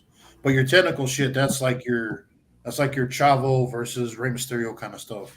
That's like you know your more technical side. I Yeah. think that the big sloppy stuff like Kurt Angle and fucking John Cena and all them. Like Kurt Angle's came out and said that plenty of times before. He's like, John Cena's just a sloppy motherfucker, bro. He's not top tier. He's only on top tier because of the way he looks, right? Yeah. Because a bunch of little kids look up to him, and he has his little stick, his little shtick, but that's it. So I'm like, damn, bro, fucking Kurt Angle's talking shit on you, and this was the guy that people would say Kurt Angle sucked on a daily basis, but that was like, that was who he was, a heel or whatever. But when you got somebody like that talking shit on you, that's got to hurt pretty bad. Yeah. I mean, one of my favorite like current wrestlers, and I mean he wrestled through the '90s, and I think his like from his debut till now, he's I think has not changed in my eyes, and that's been Chris Jericho. Yeah, for the most part, yeah. I think Chris Jericho is like, I don't think he's been like a like I don't think you can be like, oh, he's a Hogan level superstar, but I think in his own way, like I easily could put him in my top five against anybody, for the fact that I think Chris Jericho, his storyline, his gimmicks, the gimmick that I hated the most was the whole list thing that he did on his last run in WWE, Oh yeah. and like the Well, in the 2010s where he's like, I'm putting you on the list, which to an extent was kind of funny because the whole point of the list was the fact that people were like, Jericho can't even read. So the whole point of him making lists was like, look, I can write and read. Jericho can't read. But that was a whole gimmick that they were doing. I Of just forgot being about like, that. Jericho just can't read, and I was like, okay. I forgot about that, bro. Damn, But that's like old again, like shit. I think his tag teams are solid. His matches are solid. He's a very technical worker. Like what was it? It was the And even for his weight division, bro, he moves like he's a light heavyweight guy, but he moves like almost like a cruiser at some points. yeah. He moves pretty well. Anyway, well, I'm sorry. No, but he's great. I think it was him. It was a ladder match with like I think it was like Jericho, the Dudleys, and it might have been the Hardys. I forget who Jericho's partner was, but I remember there was like a point where like he was directing people where to go because like I think it was Devon got like concussed and It didn't was know his it was next spot. Bubba. Bubba got a concussion when that, and Matt's fucking face was split open. Bro, Oh, that was when Jeff Hardy did that leg drop on that ladder, and it seesawed and hit him right in the fucking face, oh yeah, yeah, yeah, splitting that yeah. open like from underneath his eye all the way across the bridge of his nose. It just fucked his ass, just threw his ass right out of the ring. And Bubba had got a concussion from it was a double ladder. I believe it was like a face buster or like a bulldog, but I think it was a bulldog from one ladder, standing from one ladder to the other. Got in Oh yeah, position, did the fucking bulldog, and Bubba hit that mat so hard, bro, he blacked out. Like as it happened, he just laid there motionless, and they're like, "Damn, this guy is really committed. That motherfucker's not awake." That's why. Yeah, that was the referee was checking on him. They had all this other technical shit, just trying to make sure like he was good. And they're like, "All right, man, I guess we're gonna have to change some stuff up because yeah. Because I think it was Jericho. I don't know who his teammate was, but I know Jericho was there and he was directing. And this been a couple of times. Or like my favorite backstage story is Jericho went out there and was doing some mic work at like I want to say it might have been a dark show, but someone threw a D battery and it hit him in the back of the head. It was just like, you know what, you guys don't deserve me. Dropped the mic, went backstage, and my Vince back there was all like, "Yo, Jericho, what are you doing?" He's like, Nah, you can't make me go back there. I'm not going out there. I'm not doing it." And then Undertaker comes around the corner. He goes, "What you just say?" And he goes, "Never mind. I'm gonna head back out there." I'm on my head back out there, bro. That was fucking. I know I brought that story up so many times already, but that's something I still think is fucking hilarious, man. That like the Undertaker's like the fucking he's just like the enforcer, bro. It's fucking cool. Like even Kurt Angle was fucking scared of him because when him and Vince were uh what did they call it? It wasn't they weren't wrestling. They were I forgot how they worded it, but basically they were trying to do some technical shit on an airplane. And the Oh, other, it's because McMahon was talking a whole bunch of shit that like he's like, I don't care if Kurt Angle's Olympic wrestler or whatever. He's like, I could do the same shit. So they would like fight randomly. And one time it was on the plane. I know what you're talking about. the Undertaker was asleep, bro, and he woke up and Kurt Angle had like Vince like in a chokehold, or he had him like kind of like by the head. The Undertaker just got up, bro, grabbed him by the neck, and just picked his ass up off of Vince, and was holding him by the neck, bro. And Vince had to turn around and fill him in on what was going on to get him to let go. Yeah. And they said Kurt Angle was he was white as fuck when the Undertaker just got his hands on him and picked his ass like 4 feet off the ground. And he did the same thing when Kurt Angle when he had that run in with Brock Lesnar because Brock Lesnar used to do collegiate wrestling and he was talking all this shit and Kurt Angle was like, "Man, you run your mouth a lot, bro. Like you're a sloppy wrestler. You suck at this and that. And you wrestled in college. You never went any further than that. You're a nobody. They like you. They have you here because you're a big guy. That's all. But you don't have any skill." And they had been bickering back and forth. And so the Undertaker was like, "All right, everybody go to the back." They went to a big conference room, moved all the chairs and tables against the walls. There was about a dozen wrestlers back there and staff and everybody. And they're like, "We're gonna do this. We're gonna do this the old-fashioned way. Then you're not gonna duke it out, all technical. We're gonna do this collegiate wrestling. Fucking shut all the doors, lock all the doors. Nobody leaves until this motherfucker's over with." And Kurt Angle proceeded to school this fucking 200 plus pound guy over his weight limit. A guy that weighed him over 200 pounds. Kurt Angle schooled this guy every way from Sunday. And The Undertaker said that by the fourth pin he got on him, and he had got like several submissions. By the fourth pin he had got on Brock Lesnar, he was punching walls. He had broke 2 tables because of how frustrated he was. And Kurt Angle was literally just fucking standing there, bro, waiting for him to get back in the center to do it again. He was like just fucking. He was so mad, but he took out all of that shit on Lesnar in the middle of the fucking that little fucking ring where everybody was just standing around watching. He schooled Brock Lesnar, bro, every way that you can possibly think of, and then walked out. He just walked out and said, "All right, I think I've proven my point." He just turned around, bro, opened the door and walked out. Just left Brock Lesnar there just breaking tables because he was pissed. He embarrassed him in front of like 40 people, 30 people. Yeah, because I mean, like, bro, not saying that he's not technical, but I'm just saying Brock Lesnar relies so much on his strength. Yeah. But I mean, like, early on, like his early 2000 run, he wasn't technical. It was, I'm big, and the reason that I was good in college was because I could pick people up and just chuck them, which is what got him picked up by the WWE. And then, well, he went to the NFL first, right? He was, yeah, he was like a lineman for the Vikings. He tore his crotch, and I think he tore both of his quads. Oh, he literally had torn muscles and torn groin, and this is tryouts, and he still ran professional like NFL timing for his like it's like the half mile or whatever run that they do. Yeah, the 400 and all that. Yeah. Yeah, like he was doing like 7-8 second like dashes, and they were just like, damn. And literally, he was in the hospital the night before with a torn groin, torn like I want to say it was both of his quads, like both his legs. He had torn muscle in his legs and his pelvis. But it was a huge thing, and like I remember them talking about that too, and I was like, don't get me wrong, I think he's a natural athlete, but I'm also like, that fool has to be doing some other things, man. Yeah, I mean, like genetics can only get you so far, but that guy is like huge. There used to be codes back in the day. Like they would always ask you, "Are you drinking whole milk?" And in the gym, when we used to work out, that was code for if you're on steroids.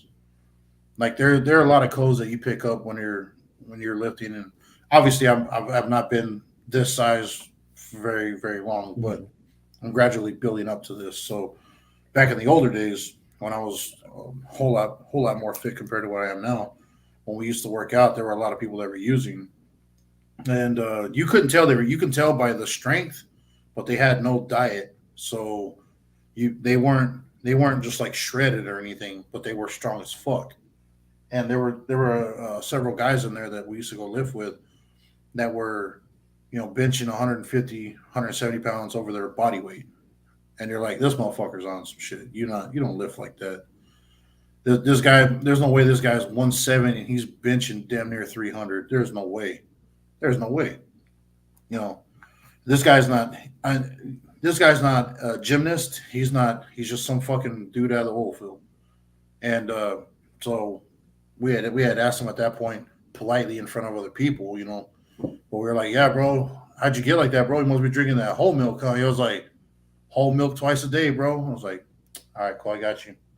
It's a little code of saying, yeah, he's fucking using steroids. Dang. So that just kind of became a thing for a little while. But I mean, people do what they want to do. But you look at people's physiques from back in the day to now, steroids are not really something they used to test for back in the day, but they do now. Ever since that shit that was going on with Vince.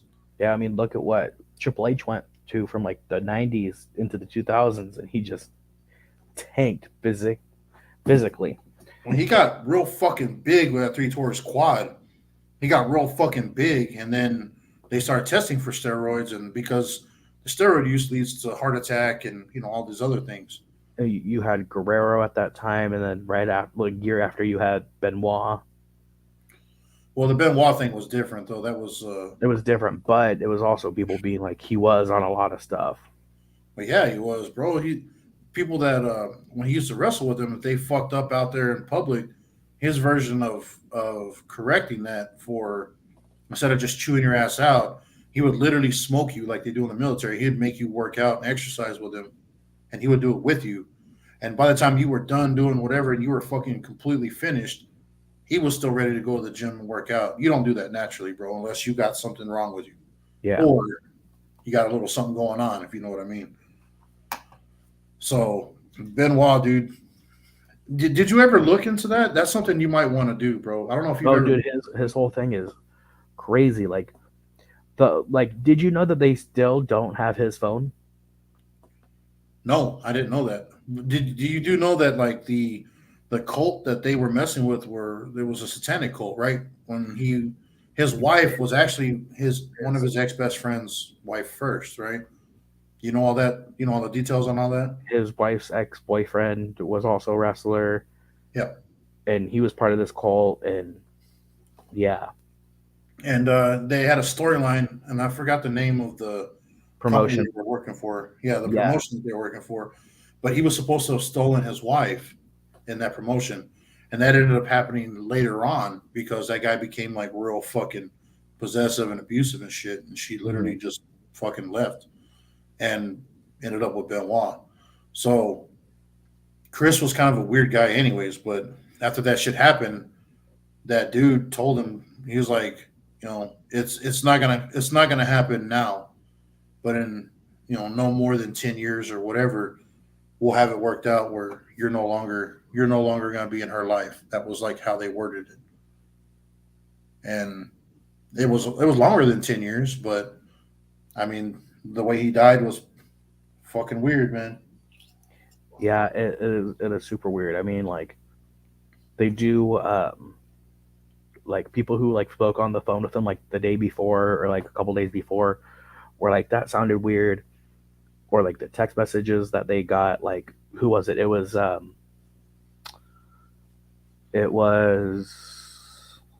trying to think of who got the text message. It might have been Chavo. I think Chavo was the one that got the text message. It was like, "Hey, dogs are in the backyard," and then sent the address. I don't want to lie because I've heard three or four different, not heard, but I've read three or four different accounts on the text message thing where they were incoherent. There would be a sentence that wasn't structured like a sentence. It would just be words that you would piece together to make a sentence. That happened with one of the wrestlers. Somebody that was not in wrestling, it was just a guy that he knew, was a friend of his or something. He texted him something that made no sense. It was completely out of context. It didn't make any sense to him, and he responded back, "Man, what are you talking about, or what?" Never got a reply, and that's why they were saying, "Well, Benoit, he had the brain of like a 70-year-old man with Alzheimer's or whatever because of all the head injuries that he's taken over the years." So I don't Yeah, know if that's true because once he died, they took his brain apart and did all whatever that they were doing to figure out what would cause him to do this. But they said that he was strict with his kids, but he never hit them. He never did anything physical toward them. He was strict, but he wasn't that type of person. yeah. I know his one living son wants to start wrestling under the Benoit name. He wants to go by Benoit, like Chris Benoit. That's gonna be weird.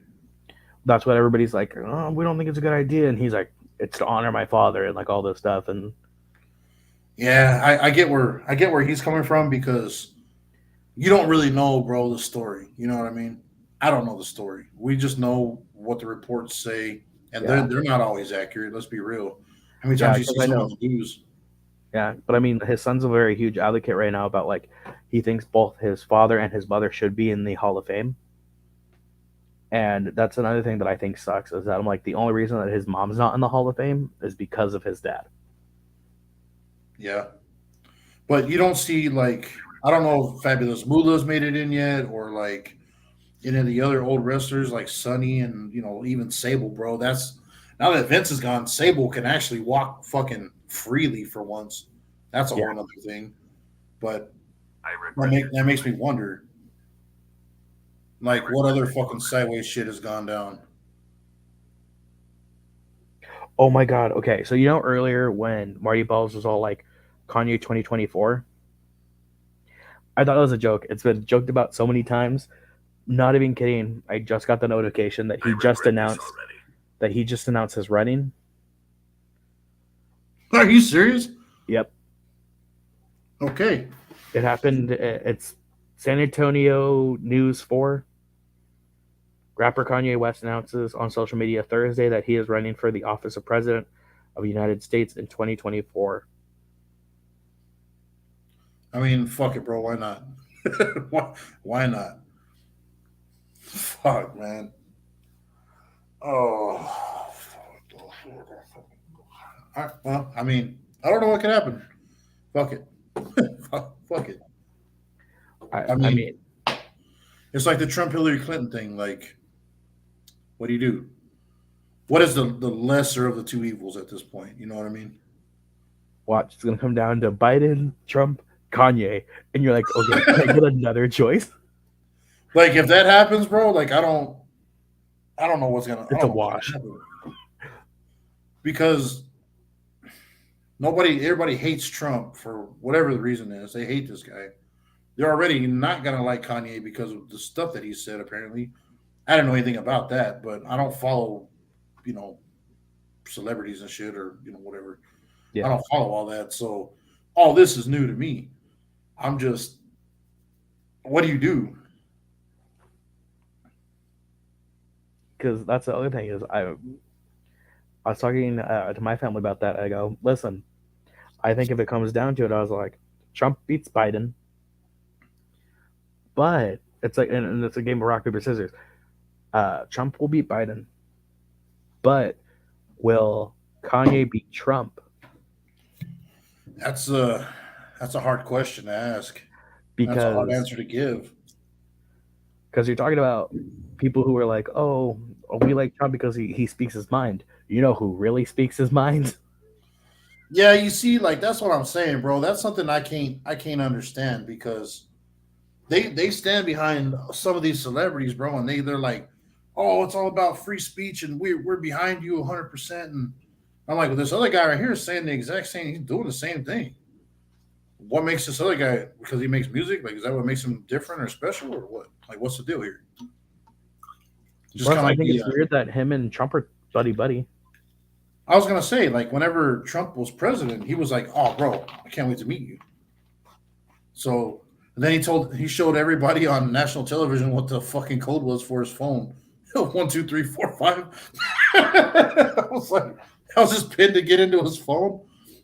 I was like, Kanye, bro, like there's somebody out there like, bro, that's the same combination for my luggage. Like, there's gotta be somebody out Right. there.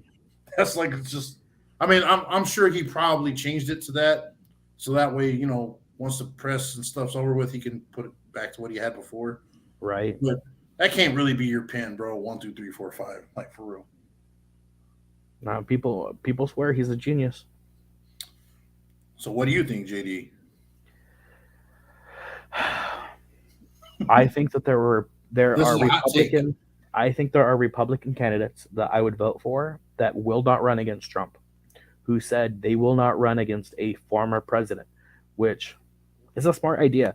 And I'm not saying that like they couldn't beat Trump, but when it comes down to the party nomination, you are not going to beat out a former president. I Or mean, if you do, it's hard. basically speaking, I get what you're saying, but I mean, when it comes to Trump, Trump isn't exactly a politician, though, right? So how well does that hold up? I don't know. I haven't heard any other. Because he announced that he's running, right? Mhm. So I haven't heard any other Republicans running against him. me neither. See, that's what I'm saying. Kind of But weird.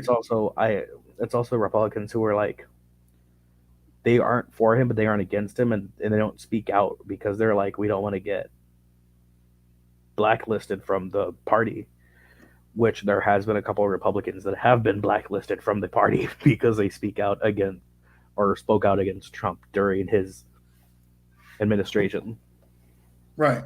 And then there now it's swinging the other way where if you speak out like siding with Trump, people are like, "Oh, fuck that guy," which is fucking weird too.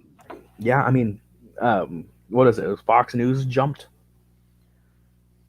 because Fox News was like all Trump, and then wasn't it like lately that they've been like, oh well, we don't agree with what Trump was saying here and this and that. And I they kind of mean, flipped.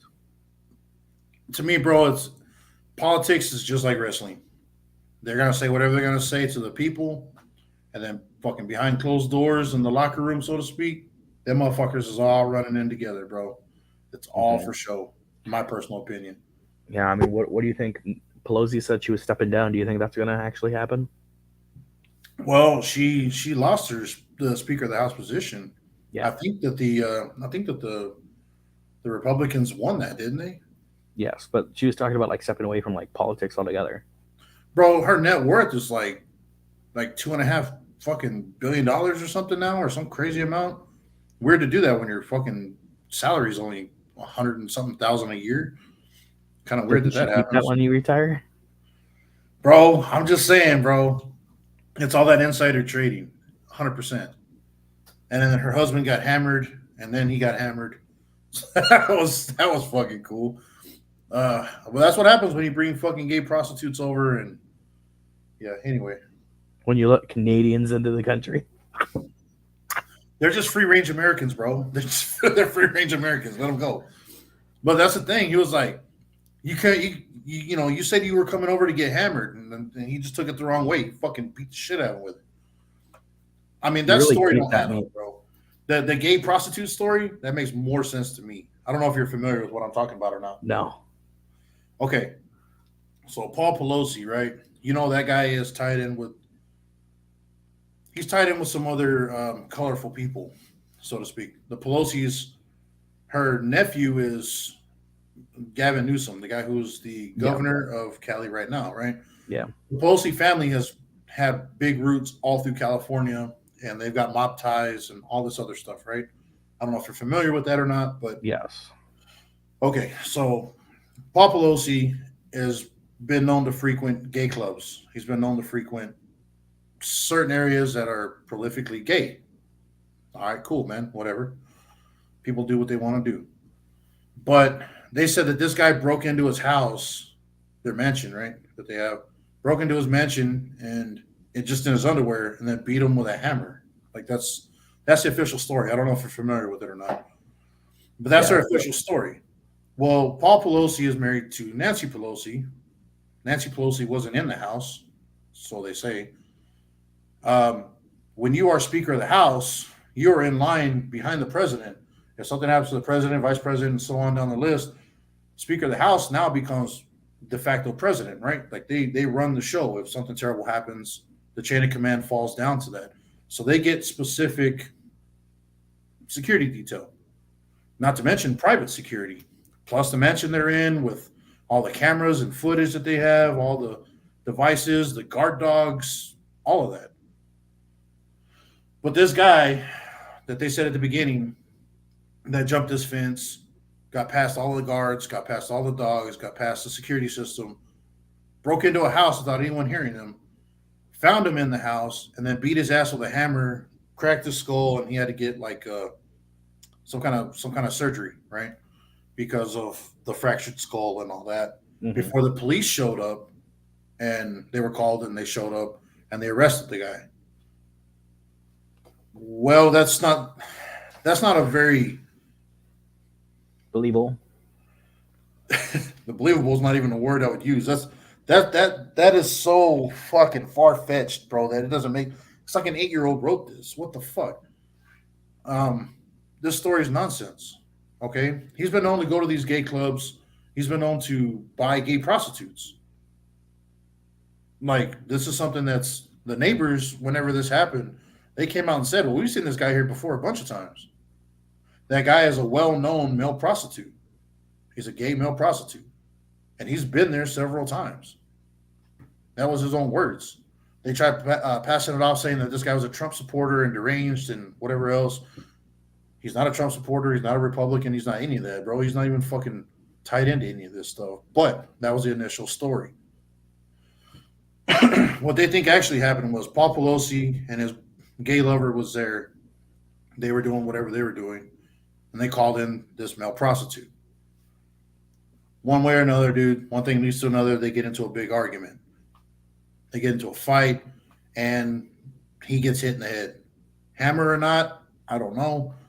All I know is they get into a big fight. He gets fucked up because when the police get there, they said a third person opened the door, but there was nobody there. It was supposed to be just Paul Pelosi by himself. I guess the security that was there, and then this guy that broke in and attacked him. That was the initial story. But they were like a third person opened the door, but they didn't identify the third person. So who the fuck else was there? See, there's a lot of questions that we don't have answers to. Yeah. So what makes more sense is he was there doing what he does on a Friday night, bro. Probably doing a bunch of fucking coke, doing his gay stuff, whatever he wants to do, bro. His life. Invited over a male prostitute. Probably got mad over drugs or got mad over whatever. Maybe got mad over how much he was getting paid. Got jealous. Who knows? Beat his ass. Cracked his fucking skull. The other guy saw this happening, called the police, and was like, "Hey, man, this is what's up." Cops show up, pick his ass up. The reason I say that is because initially when that happened, the police were like, "Hey, you guys got security cameras everywhere. You got it inside the house, outside the house, on the property, the perimeter. We're gonna need these tapes so we can break down what happened." Nancy Pelosi and her security team said, "No, we're not divulging any information until we go through it first." Well, last I checked, that's obstruction. Yeah. So you're filing assault charges on this guy and attempted murder and whatever else you're going to throw at this dude, but you're refusing to hand over your security footage. Why? What sketch? Pretty weird. So my personal opinion, bro, is it's for that because the neighbor said they've seen him around, with this same guy. Yeah. So that's why, like, when I sent you a bunch of memes of Paul Pelosi with a fucking hammer, just shit like that, bro. I don't know if you got it or not, but that was what it was all about. So I was like, this story is bullshit. Like, this is fucking every detective in this fucking city is like, look, man, we know that's not what happened, right? Where this is a story, we have to go with something, but this can't be right? So allegedly, this is just my theory and the theory of a lot of other people, was that there's something else going on behind the scenes, obviously. What that is exactly, we'll never know because they're not going to release any of the videotapes or any of the audio or anything. I mean, Nancy Pelosi was like, all I know is that on the audio, all we could hear through the halls was, "This is MAGA country." I started just making a bunch of jokes about it. I was like, that's what fucking Jesse Smollett did. Remember when he hired those two fucking Nigerian dudes to beat him up? I was like, this is another fucking this is a false hit, bro. This is not real. Nobody's gonna buy this. You just walk into the subway, bro, at 2 a.m. in Chicago. Yeah, well, that's believable. That's crazy that people do shit like that. Like, and then you get real events that happen. Like, what, in the last 10 days, there have been 10 mass shootings. It's it happened at that gay club. It was like some dude just said fuck it. I don't know the story on that 100%. All I know is the guy that took him down was a veteran. He was an ex-combat vet. Took his ass to the ground, beat the shit out of him, and then a bunch of gay or trans or whatever, a fucking cross-dresser dudes. Them dudes that had fucking heels stomped that motherfucker's face in. Yeah. They beat the shit out of him. So I was like, good, bro, good for him.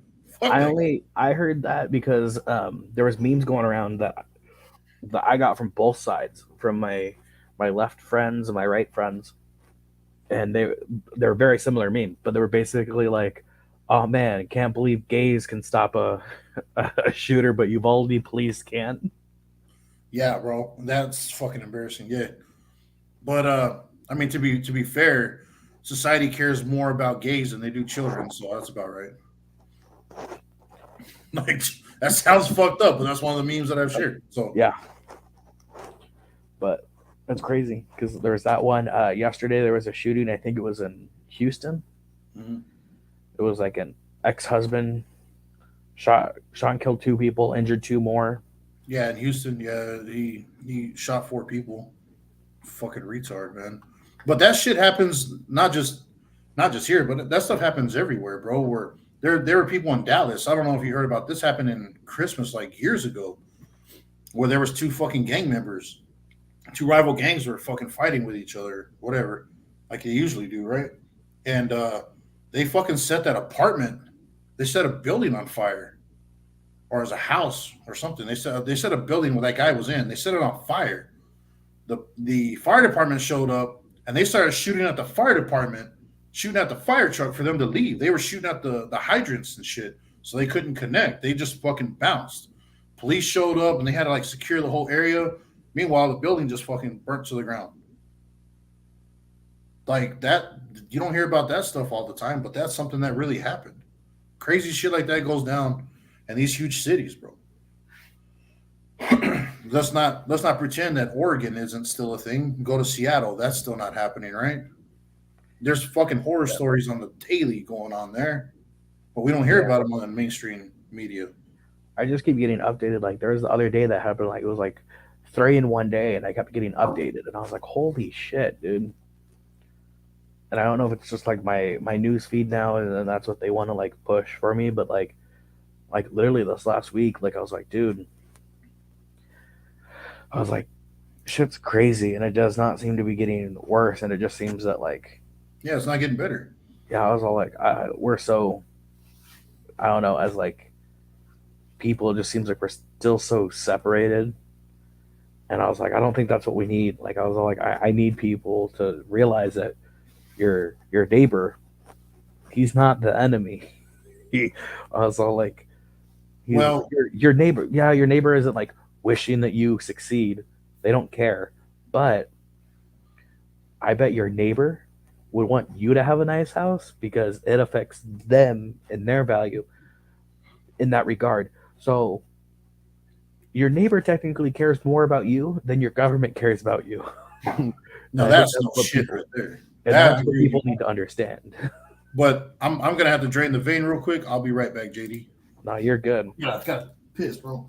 Nah, you go do that. I'm gonna finish up my little mixed drink right here.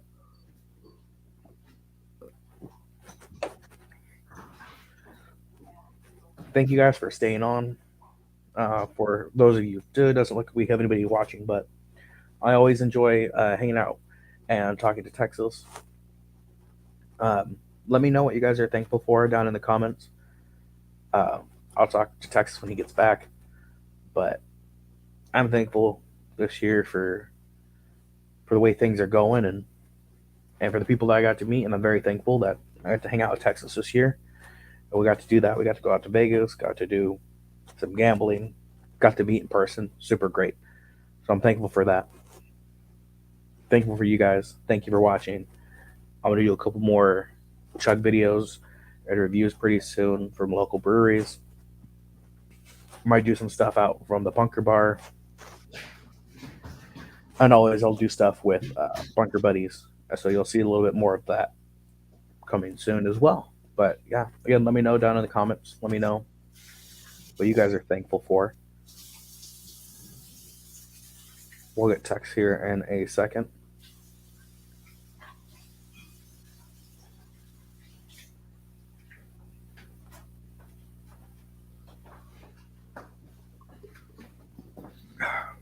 That's my point, though, JD. Yes, I agree.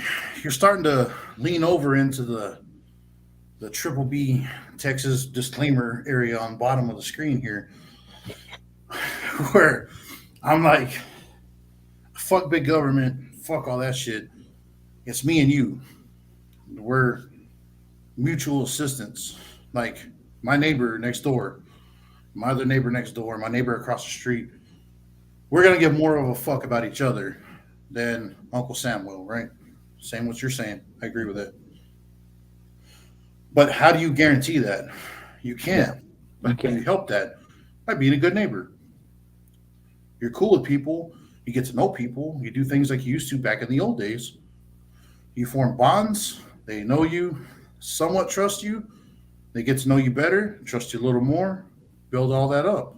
You create a friendship. What do you know? Not only are we neighbors, we're neighborly. Cool. You can't do that if you're locked away in your house and the TV saying anyone with a Biden sign fucking wants to ruin the country and they're all commies, and everyone with a Trump sign is a fucking fascist ready to burn the place down. They're creating a false dichotomy, bro. Yeah. People are not black and white like that, bro. Everybody's a different shade of gray, right? So you may be pro this and anti that, and pro that and anti this, right? And we can be completely opposite. We can agree in a lot of areas and disagree. What happened to the old days when I grew up? I mean, they're not that old, but in the old days, I got some gray hair, so it's been a little while, I guess, where I can say, "Fuck you, bro. That's fucking stupid. That's a shitty idea. Fuck your idea." Not you directly because you're a person, but fuck that idea. That's a stupid idea. But we agree to disagree. Let's drink a beer. What happened to those old days where you had an opinion and no one knew it because you weren't always just throwing it out there? We worked together. We did this. I never knew that about this guy. I never knew he was I don't know. I never knew this guy hated white bread. Right? I mean, it doesn't matter. But pick something that would divide you. Right? Yeah. You're not focused on that. You're focused on building bridges and working on things that connect you, not break you apart. If you follow the media, whether it be Twitter, fucking Facebook, whatever, any of these government, I don't even want to say it like that because Facebook is pretty much the only legit fucking government sponsored um, antisocial network that they have. Even though it's supposed to be a social network, it's all about being antisocial Yeah. because you want racism to go away, but yet you continue to say the white man's guilty for everything. You can't have it both ways. You can't say fuck the police and all this shit, but then when they don't do their job, you say, well, fuck, man, the police are terrible. We need to fucking. Well, hold on, man. We can't have it both ways here. You're 1 minute you're saying this, fuck the police and all this shit.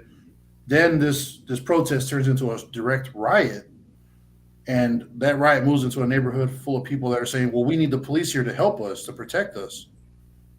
Well, aren't you fuckers just protesting against them?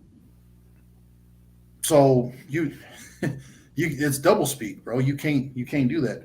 Fuck the cops that are shit cops. Fuck them. Get rid of them. But let's not throw the baby out with the bathwater, right?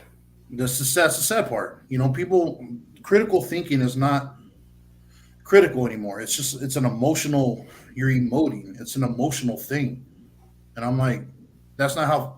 In the old days, that's not how people used to be. When they built this country, yeah, they're not perfect. Yeah, they made a bunch of laws that were, fucking dumb. But they also gave us the keys and a way to change this without any violence because they just went through a fucking war, killed a bunch of their own countrymen before they became American. They were British, right? Mm-hmm. These guys would sit there by fucking candlelight thinking of what would be a great skeleton to hang this meat on, right? What could we fucking do? We need framework. And this is some of the people who were 20 years old, they're fucking lawyers, bro. These are guys who were master carpenters. These guys who were fucking stonemasons. These guys are not just some fucking dude out of a cotton field, bro. These are fucking great thinkers. And they were half our age or around your age, Yeah. These are already successful people. And they're like, this is not perfect. It's not going to be perfect. Things will change. Times will change. We need to make a constitution that can change with it. Here's all these options. But that's been largely forgotten and bastardized, man. People disagreed with each other on a daily basis. Fucking Congress, the first couple Congresses we had, they call each other drunks and fucking like retards, bro. Called each other idiots on a daily basis. Not because the person themselves is a piece of shit, which may have been the case, but it was your idea is fucked. We're leaning back to where we came from. Let's not do this, or we're leaning too far in this direction. We need to come up with a compromise. That's what all this is all about, bro. Yeah. Where can we be free? How can we make this experiment last from here on out, right? Without falling too far to one side or the other, where people can do whatever the fuck they're doing and not have Big Brother stomping on their fucking necks, telling them this is what you're gonna do, but not be so free that no one gives a fuck about each other and we just disintegrate and don't become a country anymore. There's anarchy, right? And so there's got to be that medium. Okay, cool. Not cool, but cool. We got you. They had a bunch of laws that we changed, If you ask me, bro, if we erase everything and just keep the first 10, we don't need to say blacks have the right to vote. Blacks have the right for this. Blacks are people. They have been people. It's never fucking been looked at different. All the Constitution says is there are people. Yeah, all men are supposed to be equal, right? Racism and things in that time, that was something that's what it was. When we were coming out of that, we had a transition. We had to write these things on paper so that certain people would get it. It's fucking embarrassing. Yeah. That's a blight on our history, but it happened. It's true. And America wasn't the only one. What are we going to do now? If people say, well, I don't like this, I don't like it either, but I'm not going to go out of my way, bro, and be a giant fucking piece of shit and become an authoritarian and say, I hope my guy wins so that way my guy will push my opinions onto you while you're hoping your guy wins and he can push his opinions or y'all's opinions onto me. That's authoritarianism, no matter how you look at it. It's nonsense. It's fucking horseshit. Live and let live is how it should be. Not because I think, pick something, not because I think fucking doing this and that's great. It's not. Or I think doing this other thing is better. Maybe. I don't know. I don't know. I'm not giving any specifics because, I mean, I can't think of anything. But there are things we can all agree on, bro. Don't steal shit. Don't lie to people, right? Basic humanity, right? Some people say, well, it's from your creator, it's from God, and other people say, well, it's just to be a natural human being with what we consider to be, natural rights. Cool. It's a natural thing, progression of evolution of people as a society. Other people say, hey, it's in this book, it tells you. No matter how you look at it, they both meet in the middle as don't do these things. We're good, right? So let's fucking quit arguing about the peripheral and just focus on what's important, the fucking middle, the meat, right? Eat the meat, spit out the bones.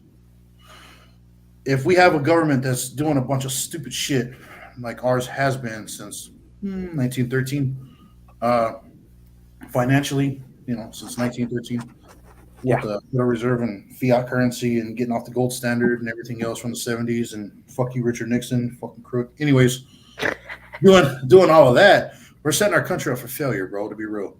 Fiat currency is trash. We're fucked. Well, there's no getting off this train. We're going off the cliff.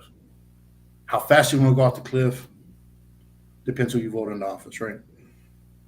We're starting wars. We're in the middle of wars. We're pushing our agenda worldwide onto all these people. We bring war to the doorsteps of other countries. And then when they fight back, we're like, oh, why would you do that? You stepped on a lot of toes, man. You fucked with the wrong people. Now they're gonna give it back to you, right? You reap what you sow. And I think all of that geopolitical shit is one thing. But the minute you say, well, but us as a nation, we're whole, we're good, but we're not. You're teaching your children, bro, that they can shit in a litter box because they think they're a cat. And on the other side, they're like, well, we should allow them to express themselves freely. Well, yeah, we should within reason. Well, who's to say that you can't let them do this? Oh my God, how fucking you want to tear down traditional values? You want to break the mold? Cool, motherfuckers from the '60s. That's what y'all did the first time. Back then, to be a rebel and to be non-traditional, you had to wear denim and you had long hair and you were anti-establishment. You were this fucking hippie guy. Today, you got to wear a fucking suit, a tie. You got to fucking go to church. You got to love your family. You got to believe you're a man and know what a man is. That is fucking anti-establishment now.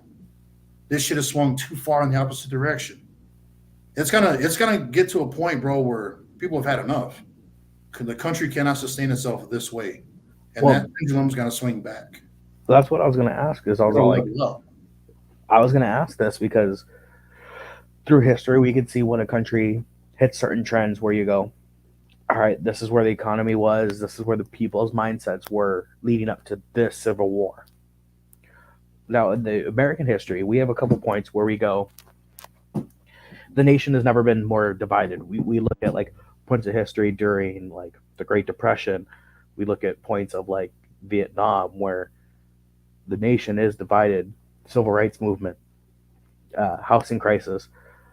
But you get little hints of like patriotism and nationalism when you come to like events like uh, September 11th, where everybody goes, "We're Americans," and this is Yeah, right.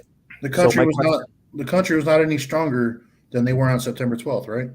We were no more unified after September 11th happened. We were the most unified country, right? Because of what happened September 12th. We all stood arm in arm, no color, no religion, no yeah, nonsense, just 100%.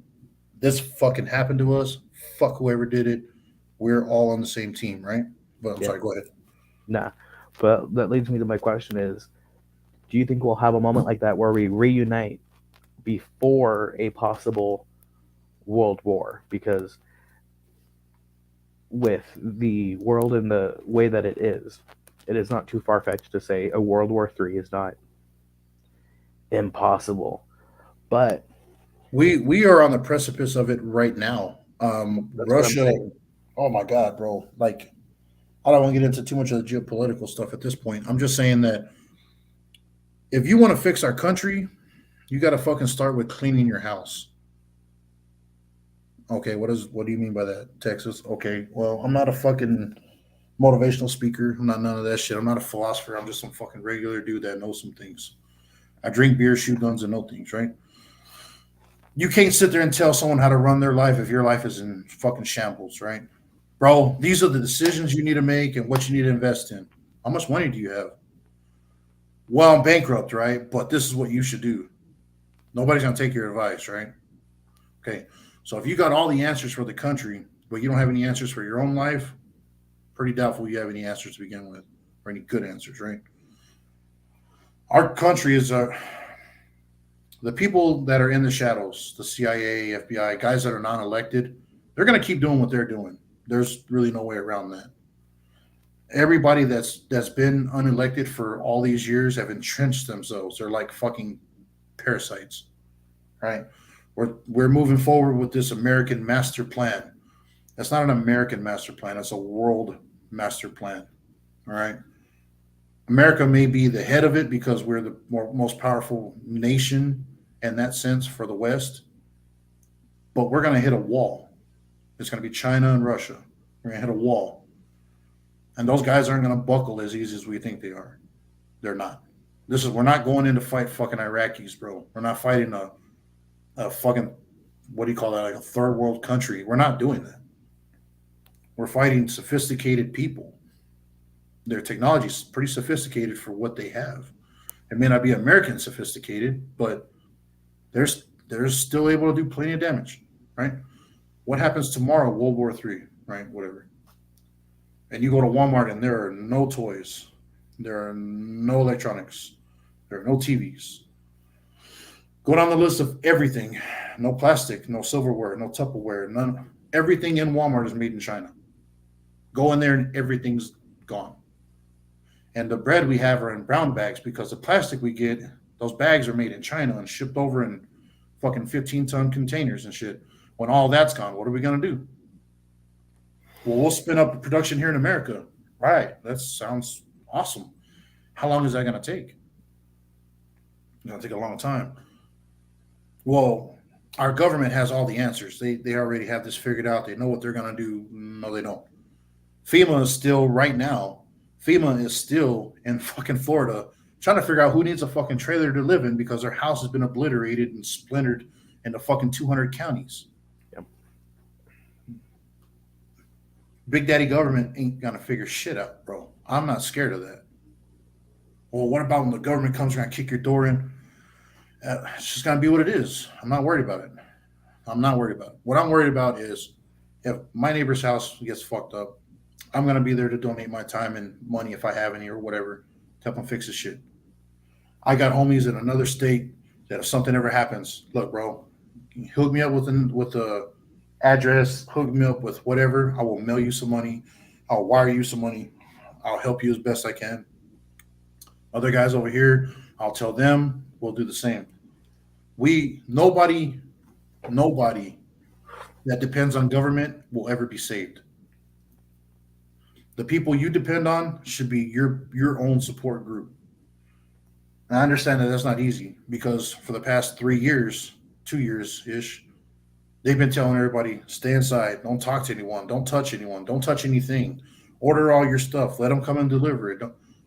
They're breaking your social interaction that you would have on a normal basis with other people. Their children are developing differently and slower than they need to because of the use of masks for small children. They And this can't, all happened at a time when we were still like pretty divided too. and this shit was going on to further break us down. In my personal opinion, if the government can keep the guys on bottom doing this, they're not looking up to the top to do this. They're not fighting the top. They're fighting each other. And so you keep the people down. You break them. You knock them down the ladder. Don't let them climb up. Knock them down. Keep them at the very base so that they're focused on just the basics, just surviving. And then guess what? This is the hardest thing we've ever done. Everybody's just fucking. It's it's a wreck, bro. What are we gonna do? It's all right, guys. Big Papa government. I got the answer, bro. This is what we're gonna do. And by then, people have been downtrodden for so long and had so little and been so fucked up, they'll gladly take it. It's an easy way to sway your population. It's an easy way to get popular public opinion to go the way you want it to go. Look at the World Economic Forum. You got a bunch of retards that are tied into that from the United Nations, all unelected by us. They don't run our world, Yep. they don't run our country. But these are the fucking guys, Klaus Schwab. That motherfucker needs to be 6 feet under. Shouldn't say that about nobody. I'm just saying that if that motherfucker took a dirt nap right now, I would shed no tears. I would go water his grave with some piss. I'll tell you that. But fuck that guy, right? Germany hasn't. Nobody's figured this out yet. All of the biggest philosophers from Germany usually fuck things up really bad. So I don't understand why anyone takes this serious. But anyway, this fucking dude here, they talked about the Great Reset, right? His big plan, going green and all this shit. What are you gonna do, JD? How are you supposed to get food in your area from? I guess it would be California would probably be the closest, right? The biggest hub that you guys have for all your fruits, vegetables, nuts, and all that. Because Arizona's a big fucking desert. You guys are only able to farm and produce so much. Most of it's coming from Cali because they got better farmland, more equipment, infrastructure built for that, and then they need trucks to ship it out to you guys. Same for us here, right? From other places, bringing it here. If you get the people, you get the people fucked, bro. Look at what's going on now. There's a railroad strike pending, diesel shortages left and right. We ain't been this low on diesel since like the early '70s with the Jimmy Carter shit. All of this, right? Well, I mean, it comes down to a lot of things because like we're talking about striking pretty soon. And I was about to say we've got other carriers that are saying, well, we're not having our needs met, so we're saying fuck you, we're not going to do it. UPS, FedEx, pick a company, bro. There's people out there saying fuck this. Why? Well, we don't have money. We don't have a living wage. Well, why? Well, because inflation's eating up all of our dough. Okay, diesel's gone through the roof. We've done all this shit to try to make ends meet, and we can't. Well, I guess we'll just have to print more money. That's going to create higher inflation. So what do we do? Well, whenever you do this, you bring inflation into your country with fiat currency. All you're doing is stealing wealth from the future and raking it back. Who are you leaving poor? The children that move forward into that future. So now what? Government has dug itself in a fucking big hole. Yeah. And it thinks to get itself out, it's got to stand on top of its people. And the lucky few that it deems necessary to come with it, it'll bring with it when it's getting out of that hole. Yeah. But those My, people won't be me or you. now, my thing with this though is that I'm afraid that when the U.S. if the U.S. decides to get involved worldly, let's say a World War III breaks out, if the U.S. decides to get involved, if that would be enough tension for a civil dispute, because we've seen countries that not necessarily go through a full like Civil War, civil yeah. war, but even after a world war, when they go through a civil war, it is hard and the support isn't there. I believe that the reason we haven't gone through an armed conflict with each other yet is because we still have enough. We have a lot of squeaky wheels, bro, that are clamoring for this. But I believe we have a lot of good people that know, not firsthand. I mean, there are a lot of veterans that know firsthand what war is like and what it really brings. But I think it's a mix of two things. Uh, I think it's people that have been there and done that know exactly what flipping that switch. You can't just flip it on and back off. Once it's on, it's on. It's fucking. Yeah. There's no longer police. There's no longer fucking hospitals. Certain places aren't safe. You lose complete control. It becomes anarchy, right? If that happens, for a short while, it is fucking anarchy. And your grandma and your grandpa, your mom, your dad, your brother, your sister, your cousin, all these people may be wherever they are when this kicks off. Who's going to take care of them? Who's going to protect them? Who's going to be there for them? They get hurt. Your grandma fucking is sick. Your mom has a heart attack or a stroke or something. And fucking, what do you do? What do you do? There are no facilities. The infrastructure is gone.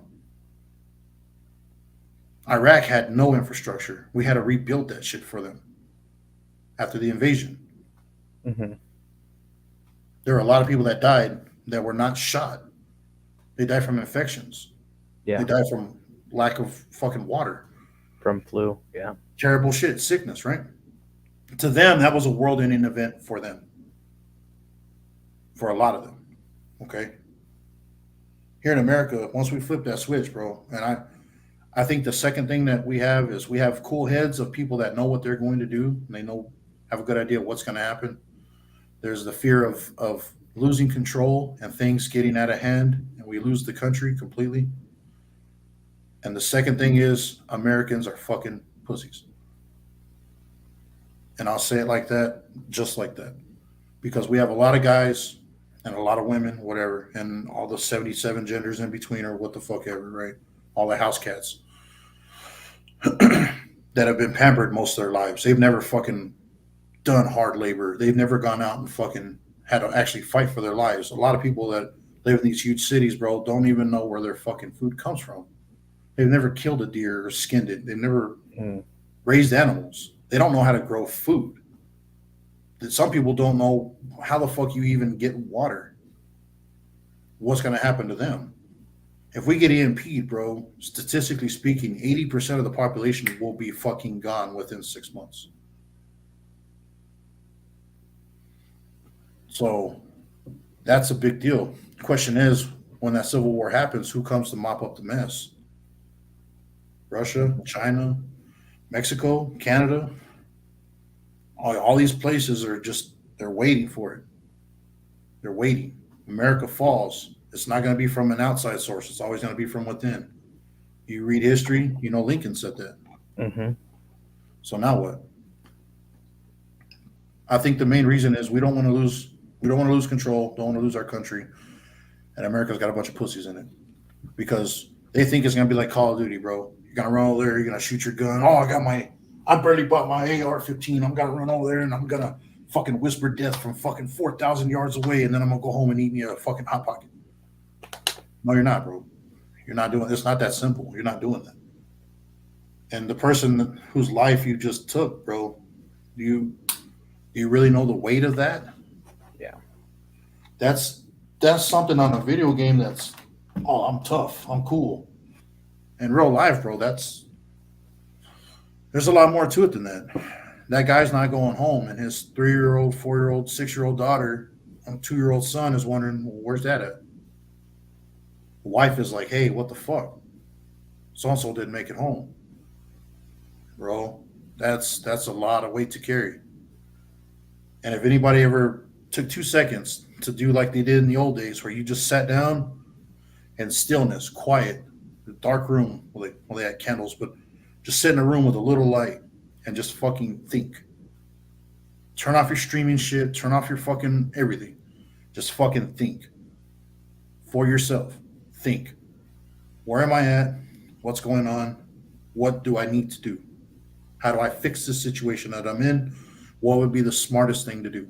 War game it, plan it out, think about it, bat ideas around. No, some ideas are stupid. No idea is perfect, but get a good sense of what's going on. Do I think anything like that will ever happen? I I don't know, man. I pray not, but all I know is that if it does, I mean, I'm gonna have to do what I have to do. And what am I gonna have to do? Protect myself. My very first thing I need to do is protect my family. Yep. And everybody else out there is gonna say the same thing. So what's your interactions? What do you do? We'll have to figure it out. Uncharted territory, right?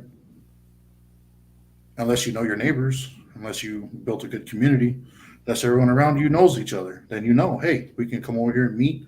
Bob and Tom got carrots, and this guy's got potatoes, and so's got this. And sure, I'm glad I stored five of these 5 gallon gas cans over here, so me and me and Terry over here can jump in the truck and drive, downtown and go pick up some stuff that we know we have over here, or these guys that he knows has this and that. We could do a little trade and come back. If you don't have that stuff planned out, and if you have no infrastructure, you can't be resistant to terrible things if you have no resilience to that. You can only be resilient to that if you have planning. You have to have planning and strategy. You know what I mean? And that's what I wanted to say on that podcast was we started going off in left field and doing all that, but I don't think we'll I really hope it doesn't happen, man. But I really don't think we're going to do that. I think that we are right on the edge. I believe that we will be humbled. We'll be fucking brought down hard and fast from within our own fucking government. I believe we'll be brought down pretty hard and pretty fast. There's a there's no strength in our money, bro. Once we lose the dollar, we lose worldwide hegemony, bro. We have no strength.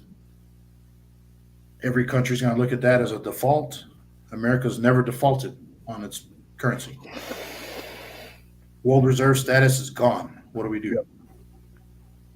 Like this is more than just if America falls. This we have been the support structure for we were the raft that so many countries have been floating on.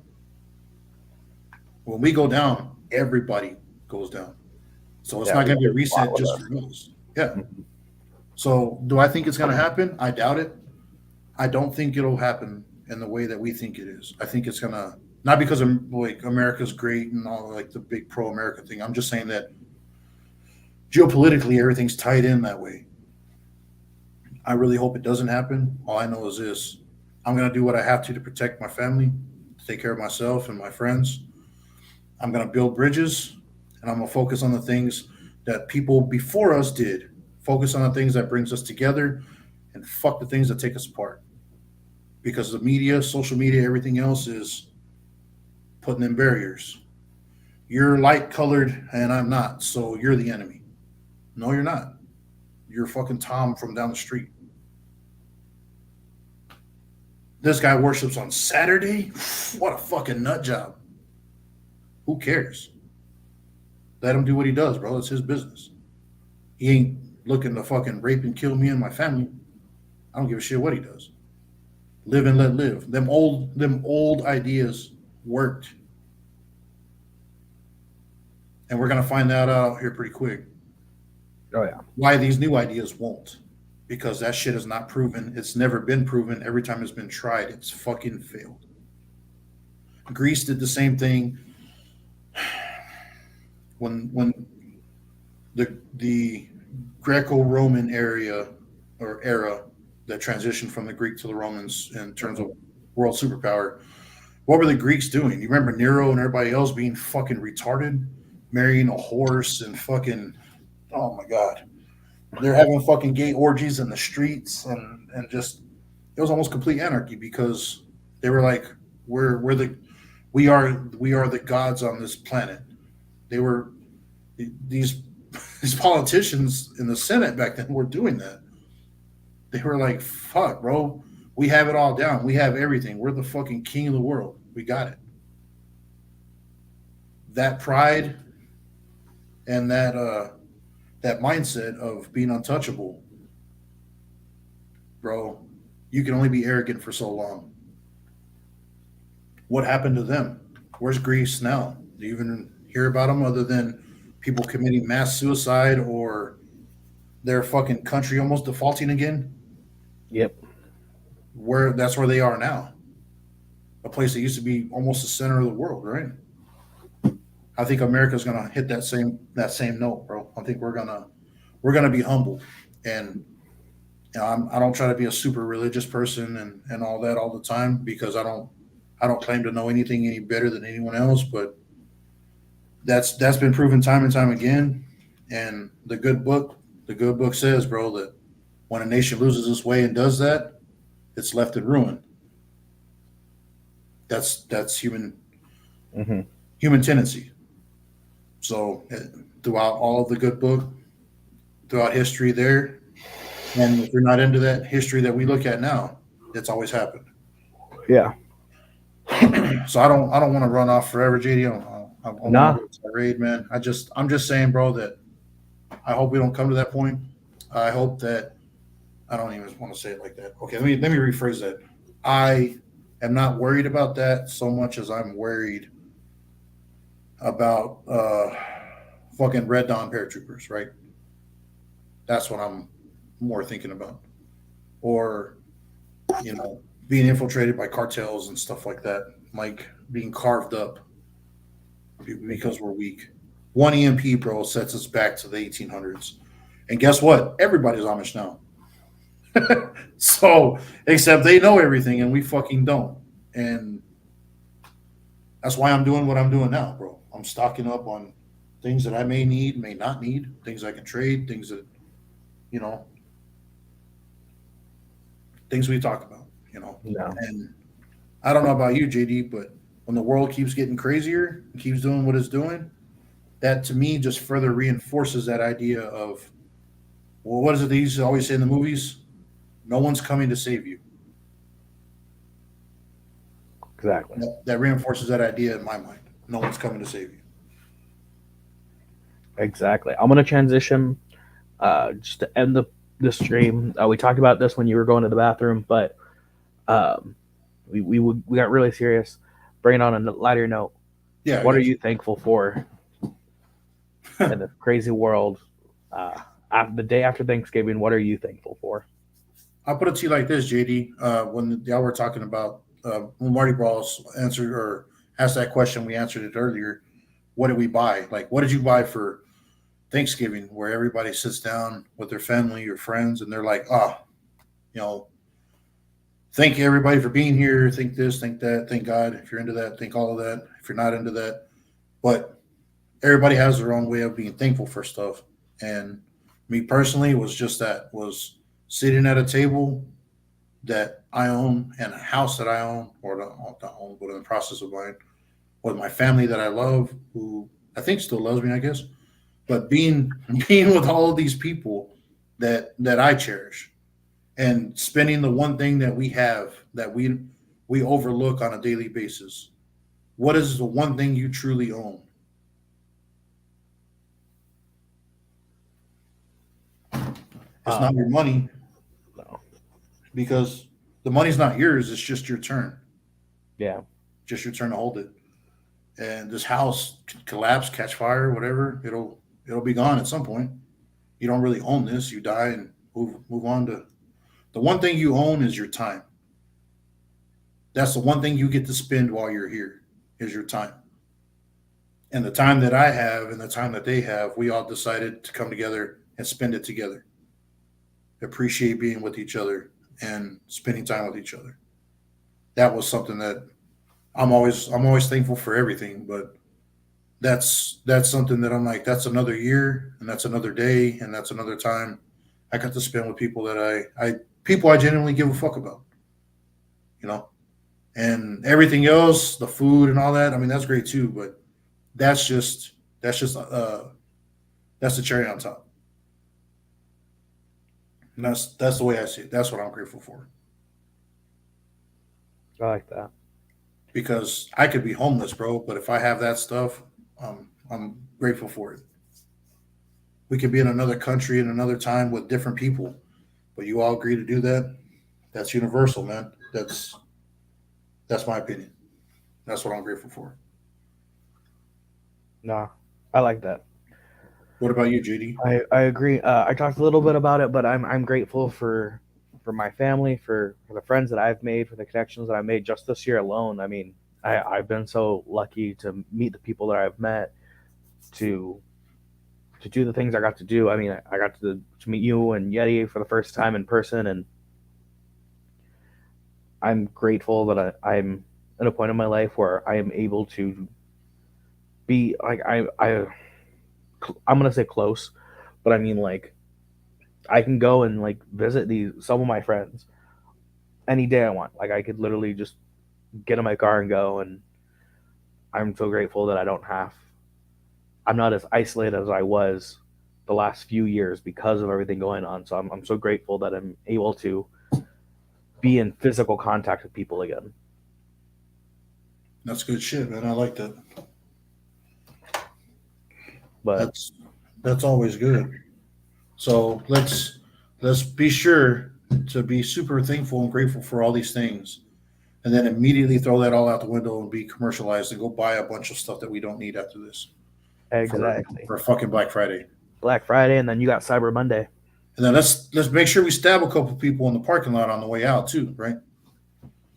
Like, It's not as bad as it used to be, but I remember back in like the early 2000s when like the iPhones were coming out, people were getting freaking mugged in New York, and like people were getting killed over the new iPhone. well, the reason you're not hearing much about it, JD, is right next door to you in Cali. If you're stealing stuff under what was it, $999, Mm-hmm. they Something don't like that. even report it. The police won't even Your show insurance up. might cover it, yeah. So that's one of the reasons why you're not hearing about that stuff anymore, because why report it? The police aren't going to show up. There's no police report. You just file it on your insurance, and who cares that 90% of the storefronts are closing down? Brick and mortars are gone and everything's online, where it can be easily inaccessible when we lose power. Again, that's contingencies. I'm always thinking of that. Oh yeah. So the things that I bought were this, like I showed you before, fucking medical kits. I've been thinking more and more about that lately because you know you never know, bro. One way or another, bro. Everybody bleeds red, right? Yep. And I want to. That's something I was thinking about too. Is I want to go get recertified for CPR and first aid because I've been certified in the past, but I think it'd be worth my time to go get recertified and at least caught up with. I mean, there's not huge changes, but I mean, since I was first trained till now on CPR, we stopped doing breaths. It's all about compressions, and so I yeah, mean, because it's small things like that that change year to year, and it's good to keep updated with that. And that's why I got this, bro. Because this is that the ventilator bag. mhm. We put the mask on them, you can fucking breathe, so you don't actually have to do. You don't have to do fucking mouth to mouth. Yeah. And they're like compressions, bro. Keep the blood circulating. That's more important than breathing. And I'm like, that sounds counterintuitive. I guess because I was told the opposite growing up, so that seems counterintuitive, but Yeah, that's what I. but you want something with that filter. Um, and they when I was in a area when I worked at Legoland, they gave us a filtered mask for that reason to do breaths. But when you don't have it, just don't do it. Just because if you do mouth to mouth, you're just throwing carbon dioxide in that person's Right. body, and they're like, "That's what's killing people." Yeah, I get it, but they were. I'm just saying that I was always, I was shown that they're like, you don't actually make a mouth like a seal. You leave a little gap, and you just blow air into there because you're blowing it, surrounding air into it. Yeah, So I'm not a professional, man. I'm not medically trained, but that's what I plan on doing in 2023 is getting training by this same people actually, and I want to not only be certified in that, but I want to be certified in stopping bleeding because, yeah, like you said, that you didn't realize that people bleed so fast, and I'm like, that's one of the number one reasons people die is uncontrolled bleeding. yeah. You know what I mean? And if you've got if you've got tools that make holes, that make you bleed, you're gonna need tools to stop and to fill them holes, right? So that's what I've been focusing on is not so much what we talked about before, ending lives, but fucking thinking about how to save them. Yeah, and as funny as it might seem, I actually have a couple military friends who say a useful tool to throw in your first aid kit are tampons. Mhm. They're like tampons, as silly as it seems, fit great into bullet hole wounds. Well, I've heard that, but there's a problem with that though. It stops like if you have an arterial bleed, then that's a different story. But Hmm. just a standard like, oh, I got shot to the shoulder, you can pack it or whatever. But if you get hit in, let's say, like a brachial artery or femoral artery or Like a whatever, heat draining you you gotta find that with your fingers, and hold it. and you gotta if you got like this has that, bro. This right here has all of that. Not only does it have a tourniquet to stop the flow of blood to that leg, that limb, or whatever, but this right here, this has all of that in it. I mean, it's got your markers. And it's got stop bleed. It's got Hmm. uh, pressure bandages. See, it's got here we go. Oh, it's got nitrile gloves too. It's got quick clot. It's got fucking combat gauze. This is what Yeah. you use to stuff down into the wounds to pack it. It's got gauze for packing that. It's got fucking chest seals in it right here. This big ass thing in the back, Yeah. a fucking chest seal, and then the very bottom it's got a nasal pharyngeal, so that way you can fucking bypass and get air into their chest and keep their lungs from collapsing. It's got all that stuff in it, bro. So I mean, it was a one stop purchase for me. It had everything in it one time. Yeah, I want to get stuff like that because I was back in the day. It was like probably 5 years ago. Uh, when I was trained on the first aid CPR stuff, we actually got trained on how to like do a what is it called? Inserting a tube down someone's throat. Doing you get the bag and you do compressions that way, Yeah, or not compression, that's air the nasal. nasopharyngeal. Yeah, Yeah, and that's what that that's is. stuff that I want to go and like get recertified because it's more of just a refresher for me. But I just want to be like, all right, I. But that's also the type of person I am. I always like to be well prepared for certain things because I do have.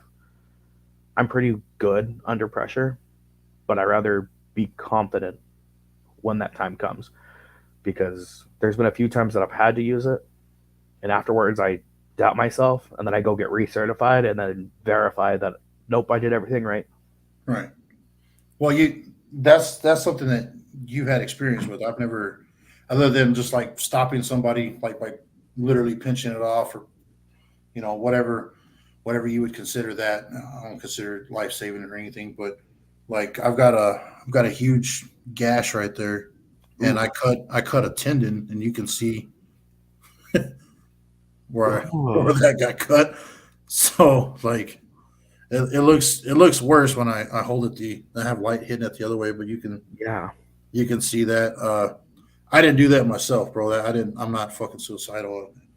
In case Hillary Clinton's ever fucking involved in anything I do, I'm not suicidal. But that happened with a piece of glass and from a windshield. And I pinched that motherfucker like there was no tomorrow because there was blood squirting out, dude, like fucking 3 4 feet. That shit was fucking crazy. So I pinched that and try to hold all that meat together. Everybody else just stood there. They just like panicked. They were just, what the fuck? And I was like, yeah, that fucking sucks. So I was just just putting all the pressure I could on it. And I was like, yeah, so who's gonna take me to the hospital or to like a clinic nearby so I can get this stitched up?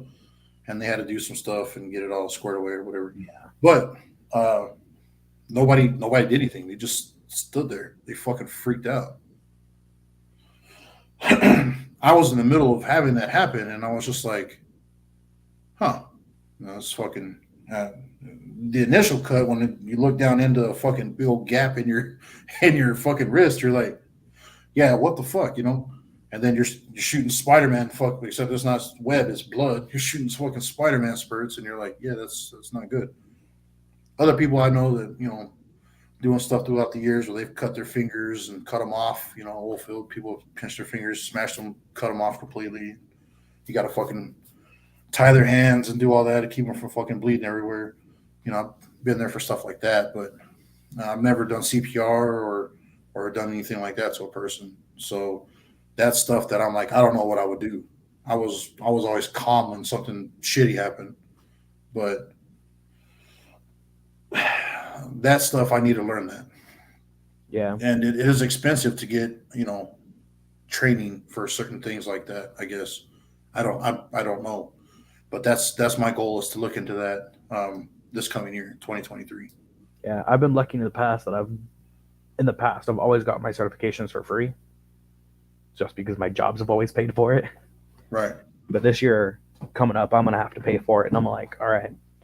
And I mean, it's expensive. It's not breaking the bank, but it's definitely like I have to plan in advance to like get it. I can't just go and out of a paycheck. I have to save and budget for it. Yeah. Well, that's going to be the hardest part, man. Is finding the money and then finding the time, because even if you get all the money but you have no time to do it, you're screwed. You have all the time in the world to get there, but you don't have any money to do it. Again, it's balancing that equation. Yeah. And me, I'm in the same boat. Like I said, those classes, man. I want to learn how to stop major bleeding. Find the arterial bleeding where you can pack it with that wound packing or dressing or whatever, tie it off, use a tourniquet properly, all of that stuff. That's something I really want to know, because if something happens to yourself, like, well, what happened to me, I got enough hand strength that I stopped that pretty quick. And I held it there until we got where we were going and my fingers were blue and numb and all that. But if something happens to you where you cut yourself or you get cut by something or somebody, and it's a major artery, you got 20, 30 seconds before you black out. And if everybody else is like they did with me and just panic, man, you're done, man. You're gone. Yep. You know what I mean? And that's not. And I had a kid on the way, and all that was not a that would have not been a good situation. You know what I mean? Yeah. So that really back then that made me think a little bit more about it, but now I'm even more so, because, like you said, times are getting crazy. Maybe it's not that things are getting worse; it's just they're getting more obvious. I don't Yeah. know. Maybe it's a mix of both. So I don't know what you plan on doing or how you plan on going about it, but if you got some ideas, man, let me know, because I'm all ears for learning everything new like that. That's a great skill to have. Oh yeah. I'll let you know. I'm looking at different programs and stuff because I want to do that, and then I'm gonna start getting an emergency plan set and slowly building that stuff up. And I'm getting more involved in radios and communications and kind of setting all that up. But I want to try to get all that together before my roommate goes and joins the military. Is he actually going? Do you know if that's really going to happen, or if he's still just kind of? Yeah, looking like January. So he is going to go then. Yeah. Okay. Well, good for him, I guess. I'm surprised they let him in. I mean, they need people, so I'm sure they're taking everyone they can get now. But it's weird with. I'm not going to get into divulging any of that. I'm just saying, just with what I know, it's weird. They were just like, fuck it. But he's going to be in the Air Force, right? Hmm. No, that's good, man. We need more. Intelligence. Yeah, I say we need more people fucking keeping eyes in the skies, right? Yeah, he already picked his job and his stuff. So Well, best of luck to him, man. I don't yeah, know exactly how that works, but yeah, I'm using him as a resource to build my stuff and get my stuff ready to go. yeah, I'm sure you guys are. I'm sure you're ready to bounce. It's 1:30 where I'm at, man. But this is your stream, so I'm sure you're ready to cut it off. That's what it sounded like earlier. Yeah, that was my notification because I got to go to work in a couple hours. So thank you so much. Nah, bro. Much love, JD, as always, bro. I'm glad to fucking be on here Sorry, I was ill prepared, bro. I'm just gonna start carrying like a fucking 30 pack of beer. Just leave it here, I guess, at all times. So that way, I'm not just sipping whiskey and random sodas. I'm gonna be fucking shotgunning beers and all that. So Nah, I, you're good. I didn't show out tonight, bro. So that's on me. Neither did I. I only got 4 beers and like my like quarter of rum that I did. You know, I don't know if you ever plan on coming out to Texas, man. But if you ever do, yeah, I'll try to make it cool, man. Yeah. Oh yeah. I'm planning on coming out. I'll let you know. All right, cool. Like I said, next year, man, uh, we'll have to fucking get some schedules going because Yeti starts his new job this week, and he's gonna be in New Mexico. So no telling, bro. He might have to go and do some work closer to Arizona. Maybe you guys can fucking hang out. Hell yeah. Who knows? But I think he's probably asleep right now. He hadn't sent me any messages or anything. But Probably. all right, man. As always, JD, thanks for having me on, brother. Sorry I was Thank boring you. as fuck, but try to try to have Nah. a good time anyways. So I'm gonna go ahead and step out. All right. Thank you guys. Remember, go follow Beer Beans and Bullets. Have a great night. Stay safe.